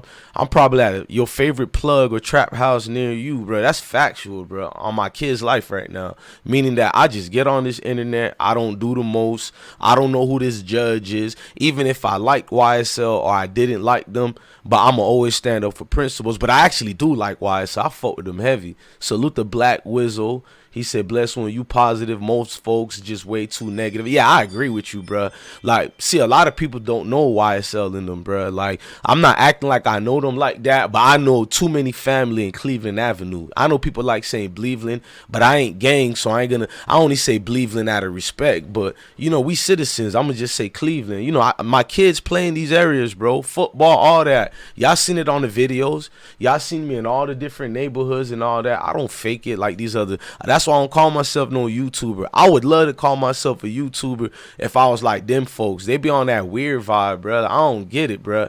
And I'm reachable. That's why I've been hurt. I've been good. Meaning that, like, I'm talking about real life, no YouTube shit. Meaning that I done been poked before, hit before. You feel me? Y'all seen me on World Star being jumped by 20 niggas. I don't come to be no gangster nigga here. That ain't me at all, bro. But I got kin folks who going through the situation with Slimy them. I got actual cousins, brothers. You feel me? All that. I got one that just came out the feds. You know, I'm glad fam came back home to the world. It's factual, bro. So I don't really like condemning people if you ain't got no proof. Now I'm gonna bring the next case for y'all, and we'll talk about it and we'll do it. But nah, man, just vibe, man. If you could vibe, I fuck with you. That's all you need to know. Now, I'm not gonna speak more on this case. I'm gonna do uploaded videos on it. You feel me? And I'll break it more better with receipts and all that. Over here, I'm just vibing with y'all. But when I do the uploaded videos today and tonight and all that and tomorrow, those are the ones y'all should look at for informative information. You know what I'm saying? Over here, I ain't trying to be no journalist right now. I'm just Mario. I'm just DJ Bless One vibing in this motherfucker, bro. When I do the little, feel me, uploads and all that, I don't even think I curse in them, bro. You feel me? Over here, it's just me, man. Tay-Rock voice. It's just me, man. Hey, Tay-Rock done exposed the hell out of Slide. Battle Rap been exposing a lot of snitches, bro. That's all. Y'all trying to call YSL and them rats and all that, bro. Have you been into battle raps, bro? That jacket done been put on everybody and their mama, bro. Even grandmama goddamn got a jacket as a rat. Hey, I'm about to hop off this, but I ain't calling nobody no rats until gang confirm it, bro. No, I ain't getting no confirmation. Number one, I ain't gang, but I know people in the, you know, group and all that, and I can hit folks in them up and be like, what, you know, what folk, because they ain't allowed to talk to each other, bro. It's a RICO case going on, bro. It ain't federal, but shit, anything could lead to federal. Only Memphis said respect, truth, you got principles. I lived off Cleveland by Krampus. I've been in the middle of the trap for years. You know what I know. Hey, shout out to you, bro. Exactly, dog. Like, what people don't know is YSL do good for the community. People like saying, bro, like, if I got a family and one of my folks do something dumb, bro, you can't just say everybody in that family ain't right. At least my personal opinion, man. Salute the Jewels, man. You feel me? Thank you for the blessings, $1 billion donation you gave us, and say keep it up. Yeah, I'm about to clear it, y'all. I ain't gonna even fake it to y'all, man. But Canvas said Slade is finished. Hey, we gotta talk about some battle rap, man. I might talk about battle rap tomorrow night or something, bro. But that's only after the case in the morning. You know, all day they're gonna be doing this situation, and we'll cover it. And if you one of them folks in the streets too, you should give me my props, because I don't be extra with it. I don't wish on your downfall. We might laugh a little bit in the chat. It's no different if you hanging out with gang and you smoking one and you just vibing. But I don't wish no bad on no man, bro, because I could be in that very same position, bro. Factual. I got a kidnapped in charge, robbery, and I forgot what else they said we did. The only thing they could have given to me to the cops was I pushed one of the undercover cops on, because I ain't even fucking know you was no Jakes. You feel me? And it was folks in them who told. I was supposed to be at the movies. I seen a lot of my friends hanging in a little area. I just went to go dap them up. Within not even a whole minute of me dapping them up, undercover cops jump out of nowhere, arrest any nigga that was black in that area. I ain't trying to use no racism or nothing. I'm just speaking factual. So I know at any given time and moment, shit could just turn bad and you ain't even did nothing. So I'll be damned if I tell another nigga he guilty or because what the news done told you. That's the same media that done describe niggas that look like you and me. We ain't shit. We ain't, bro. I ain't gonna use that same media for no type of confirmation on nothing. Hell no. That's the same media that done got millions of folks who look like you wiped out, families done been killed and all that, bro. They don't look at what's going on in the communities for real. And it ain't just Thanksgiving turkey like old girl said. Oh, y'all think these niggas is innocent because they give turkeys. See, you watch too much movies, queen. This ain't about no goddamn turkeys and all that. If you ain't there, fall back and just be a fan watching the case, because when it's them white folks who take your houses away, who do the real crimes, I'm talking about even worse than blood sometimes, who make you financially disabled, I mean, for the next 200-300 years, and you give passes to them folks in Congress and all that, them folks who wear them suits and ties, you smile and jigaboo for them niggas every goddamn day. Them lawmakers who's really using slime hold on before I keep going. Blessings to the $1 billion donation by Avel. I want to read her whole name. Let me make this screen big. Hold on, y'all. I want to read her whole name. Avel Body Treats Thompson. That's kind of a cool name. Thank you for the $1 billion donation. To say how's it going. Sexy Slim gave $1 trillion and gave that super diamond. You know, only gems you can give in a situation like that. But to be a hater in this situation, then you got to keep that same energy for the folks who count. My personal opinion. You want to be a crime fighter? I ain't mad at you, gang. You ain't like us. Like, we out here, so I can't be involved in what y'all involving in. I don't even call y'all no snitches. Y'all being good citizens. So if you're gonna keep that good energy of a good citizen, then stand on it. Go against your politicians. Go against the weak ass president. Yes, that pussy ass nigga is a weak ass president. I done said it. I stand on mine. So keep that same fucking energy. You think I'm gonna be worrying about a rap nigga is the nigga that's causing certain things in my communities or my folks or my kids hardship? And my kids live in the suburbs. I'm in the hood all day, but them little niggas, only my daughter know what the hood is like. She come from that. You feel me? All my other little kids live with their baby mama. Oh, I say baby mamas, but you get what I'm saying. With their moms and shit in the suburbs, bruh. I'm on the block. And then I made my kids play for the block neighborhoods, bruh. I didn't want my kids to play for no suburb team. Daddy wasn't raised in the suburbs. I'm not saying you got to be like daddy, but daddy learned how to live, stand on his 10 toes, being a skinny little nigga, coming from them trenches, bruh. I ain't the killer, I ain't the dealer, but I come from that. I'm the next door neighbor who grew up with every one of them niggas you saying all this dirt bag shit to. So when you see me in my long hair, do you say the same shit about me? I don't judge nobody, bruh. It's a fucked up situation, environment. I ain't gonna make excuses for nobody, but I damn sure ain't gonna be the judge and executioner at the same goddamn time, bruh. Hell nah, bruh. Until you actually go out there, and yes, you gotta go out there if you want to talk that shit. Go out there then. Go feel what them folks going through and then go do your Justice League thing. I could at least respect it more if you been out there, you know, in them trenches or where them folks is from, and you talking about, oh, he deserves this. But you the same nigga in your own communities. You probably that piece of shit folks can't stand. You probably that neighbor nigga goes outside, he go right back in the house because he don't want to deal with you. So it ain't just a hood thing, bro. It's a projection of your characteristics. What type of flaws you got in your characteristics? You think I give a fuck if a nigga is a thug or a lawyer or super? I get along with anybody, and I judge all motherfuckers the same way. I don't care if you rich, I don't care if you ain't got no shoes on. If you a piece of shit nigga, I treat you like it, and I don't sugarcoat it. You gonna know I don't like you. Bro, God could kill my family if I'm lying, bro. I just left Cleveland the other day, bro, to go get some sandwiches to smoke. Let's put it like that, because we know 12 watch all this motherfucking shit. And my kids are so used to that area, bro. Even my kids in Florida who's used to the trenches in Florida, bro, like they used to where they from and where daddy is from, and they comfortable, bro. And they know how to be on their P's and Q's. Salute to Darwin, Big Hand, bro. I teach my kids not to judge nobody, bro.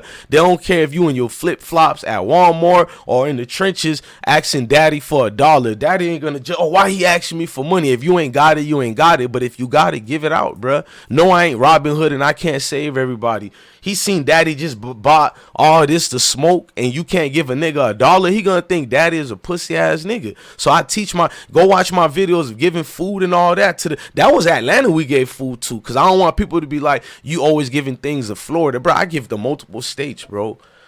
Bama is my next one I gotta do, but South Carolina, damn right. Florida always gonna be it. Georgia always gonna be it, but I'm always doing Georgia and Florida. I need to show y'all when we doing Carolinas and all that. I didn't go back to New York yet, but I need to, because my mom's sisters and my cousins over there. I need to do it for New York too, but I'm starting in the South right now where people I see on a daily basis. I'm in different state to state. These people don't look at the world the way all you people watch on YouTube. Salute to New Orleans in this motherfucker, and not just New Orleans, but Shreveport, Baton Rouge, bro. Every part of Louisiana, you feel me? All the bayous down there, bro. All the good cooking, them beautiful women done gave my home girl, who gave me some, because I really should have been living in Louisiana. That's a long story with that. I was supposed to be stationed there. Shout out to Blue. Say Bledsoe doing it for the coach. Yeah, bro, like, you feel me, dog? Like, I'm rocking out, bro. I ain't better than nobody in this motherfucker. So when you see me in real life, ain't no weird vibes. And even if you don't like me, and the worst what happen is you'll fight me. You ain't gonna do no coward ass shit, try to shoot me. Shoot me for what? You feel me? A fight is understandable. I talk my shit, but I don't violate no rules. You feel me? There's straight motion over here, bro. Like, I know how I give it up. Salute the Crank. Bless one be giving back. No, shout out to Craig. Exactly. And then I like giving it to y'all. I like giving that money to y'all. Y'all the ones who be watching this and shit, bro. I like that bread going to y'all. Fuck it. That's why I don't be begging for no donations, bro. I'm a hustler. I try to make sure YouTube pays me. And even when YouTube don't pay me, I still be doing this. I just got paid on YouTube a year ago. I've been on this motherfucker with multiple channels, ain't never really made no bread because the shit we do here, we ain't never really got monetized. Rest in peace to Fredo Santana, who done helped this platform in so many ways y'all don't even know. Rest in peace to Fredo Santana and them Chicago niggas. You feel me? And I'm not even saying that to be one of these goofy internet niggas. I'm talking about a real relationship with Fredo. You feel me? No bestie type weird shit. Just a nigga saying, bro, keep doing you. And I thought he was gonna beef with a nigga because I'll promote their music. And he was like, that's before the drill movement even went big. That's how long I've been in this motherfucker. Niggas be trying to sell DJ Academics. I'm trying to beef with him. He gonna laugh at y'all. Academics know me 100%, bro. When I need to say fuck him, it's fuck him. When I need to praise him, it's praise him, bro. I don't get all this fucking weirdo celebrity vibes you niggas be having, bro. I'm from the South. Celebrities is down here every fucking day. I work for Dan Marino. What the fuck is a celebrity, nigga? Who? Man, my folks get to see me rock out here. If it's 10 people watching us or 1 million people, bro, I don't do all this sedity shit, bro. We just rock out, bro. All this weird shit, bro. The football team in Atlanta, they lost, they playoff game, and I had to help them niggas get they vibes going, bro. I don't want to go too deep because I don't know how the NIL deals work for college. Because them Georgia niggas like Florida, they know how to play football, bro. Them little niggas in Atlanta, Georgia, period, bro. They always shocking me, bro. I knew they were good, bro. But when your own blood is playing with them coaches and teams over there, them kids is built different, bro. They started crying because they lost. And I told them, bro, like, I'm not going to coach because my schedule's too fucked up to ever be back in the coaching. But I'm going to be more involved in all these football teams in Florida and Georgia because I told them kids in Atlanta when they lost, bro, keep y'all head up, bro. That's a coach's dream for y'all to be feeling that type of passion, bro. Y'all like 5 years old, 6, 7 years old, and y'all crying in a game of football. That teaches me y'all got passion. Y'all know what dedication and sacrifice is. So, I had threw them something. I don't want to say it on the camera. Most of y'all know, because I don't know the rules of this college shit. You feel me? A nigga took a couple of stacks out, and he built a brick with the stacks, if y'all can catch the lingo. Facts, bro. I'd rather that bread go to them kids. I'm going to be at the club somewhere drinking Hennessy worth of $500. You feel me? Off liquor alone, not even counting the outfit, the shoes I gotta go get. You feel me? And I'm not a friendly nigga, but I like looking out for the homies. You feel me? So I'm gonna look out. So a nigga gonna waste that bread on some dumb shit anyways, bruh. dumbass nigga might get shot, arrested that night on some dumb shit. Why not get that money back to them little niggas who doing what you used to do, bro? That's my mentality, bro. Fuck all that Robin Hood. I don't want to be praised for it. None of that weird shit. I do it for me and my demons, bro. I got a demon mentality, so I want God to clean my demon. Cause you think you got to be a killer to be a nigga that's a bad guy. No, some of you people ain't never heard of fly, but y'all more wicked than a nigga that pulls the gun, bro. Shout out the unstricken mentality up in here, man. Shout out to P and his folks and T.Y. Roma up in this piece. I fuck with certain real niggas on Clubhouse. Factual. But at the end of the day, bro, if you give back, you shouldn't do it to be rewarded. You shouldn't do it so people could be like, oh, he a good one. Nah, bro, I do it for me so I could sleep good at night. Because I sleep bad at night. I ain't gonna lie. Nigga be having them nightmares. You feel me? Bullshit a nigga done did or been through. But I'm gonna get off this, bro. We're going to definitely come back on live early in the morning for this whole situation, man. Free sliming them. I can't call Gunna no rat if gang and them ain't said nothing, bro. Salute the Thaz, Gista, and everybody up in here. No Face Media. All my moderators, man. You feel me? Hey, fuck it, man. No Face Media been here strong, bro. Almost more than anybody else. She got that wrench right now, man. She been here. I don't know why I ain't never gave her a wrench yet, but yeah, so y'all got to see her. Welcome to all of y'all family, but she definitely get her around. I'm like, God damn, it's a couple of moderators I ain't seen almost a year, but mama coming all the time, bro. Even when we have 10 people in here, bro, and we listen to R&B, I might bring the R&B tonight just because Queen out here showing out, bro. You definitely get a wrench, Queen. You got to support loyalty and them folks who support you, bro. I ain't no fuck nigga, so you definitely get that wrench. I'm going to get the fuck on out of here and go eat some food. I'm a lazy nigga at times because I just woke up and just did this case right here. Shout out to my dog Pesh Mayweather, you feel me? I'm not going to do it on this, but my uploaded videos, the homie got a release coming out. I hope y'all support. He's a real Atlanta nigga, DTE all the way. Salute the Duct Tape Entertainment, man, the real mob, you feel me? A real mafia educate, meaning that when I say real mafia, I'm talking about family. No, because I know the police watch this. We just talk different police. It's just family talk. Now, I don't know nothing about murders and gangs, but I know about brothers and sisters building with each other and giving each other love. That's what I know what DTE is. It's a family that give each other love and that rock with motherfuckers behind the scenes. You feel me? And they don't act sedity. Salute the DTE, man. I'm about to promote folk. I don't even promote, but it's just family. This is not promotion what I'm doing for Pesh Mayweather. It's just me looking out for my brother, and I'm about to get that man thing going, man. Salute to all of y'all, man. I fuck with y'all heavy. Love your family, love your kids, and stay blessed, man. Yeah, man, let's just keep vibing in this motherfucker. Let's not be extra. It's never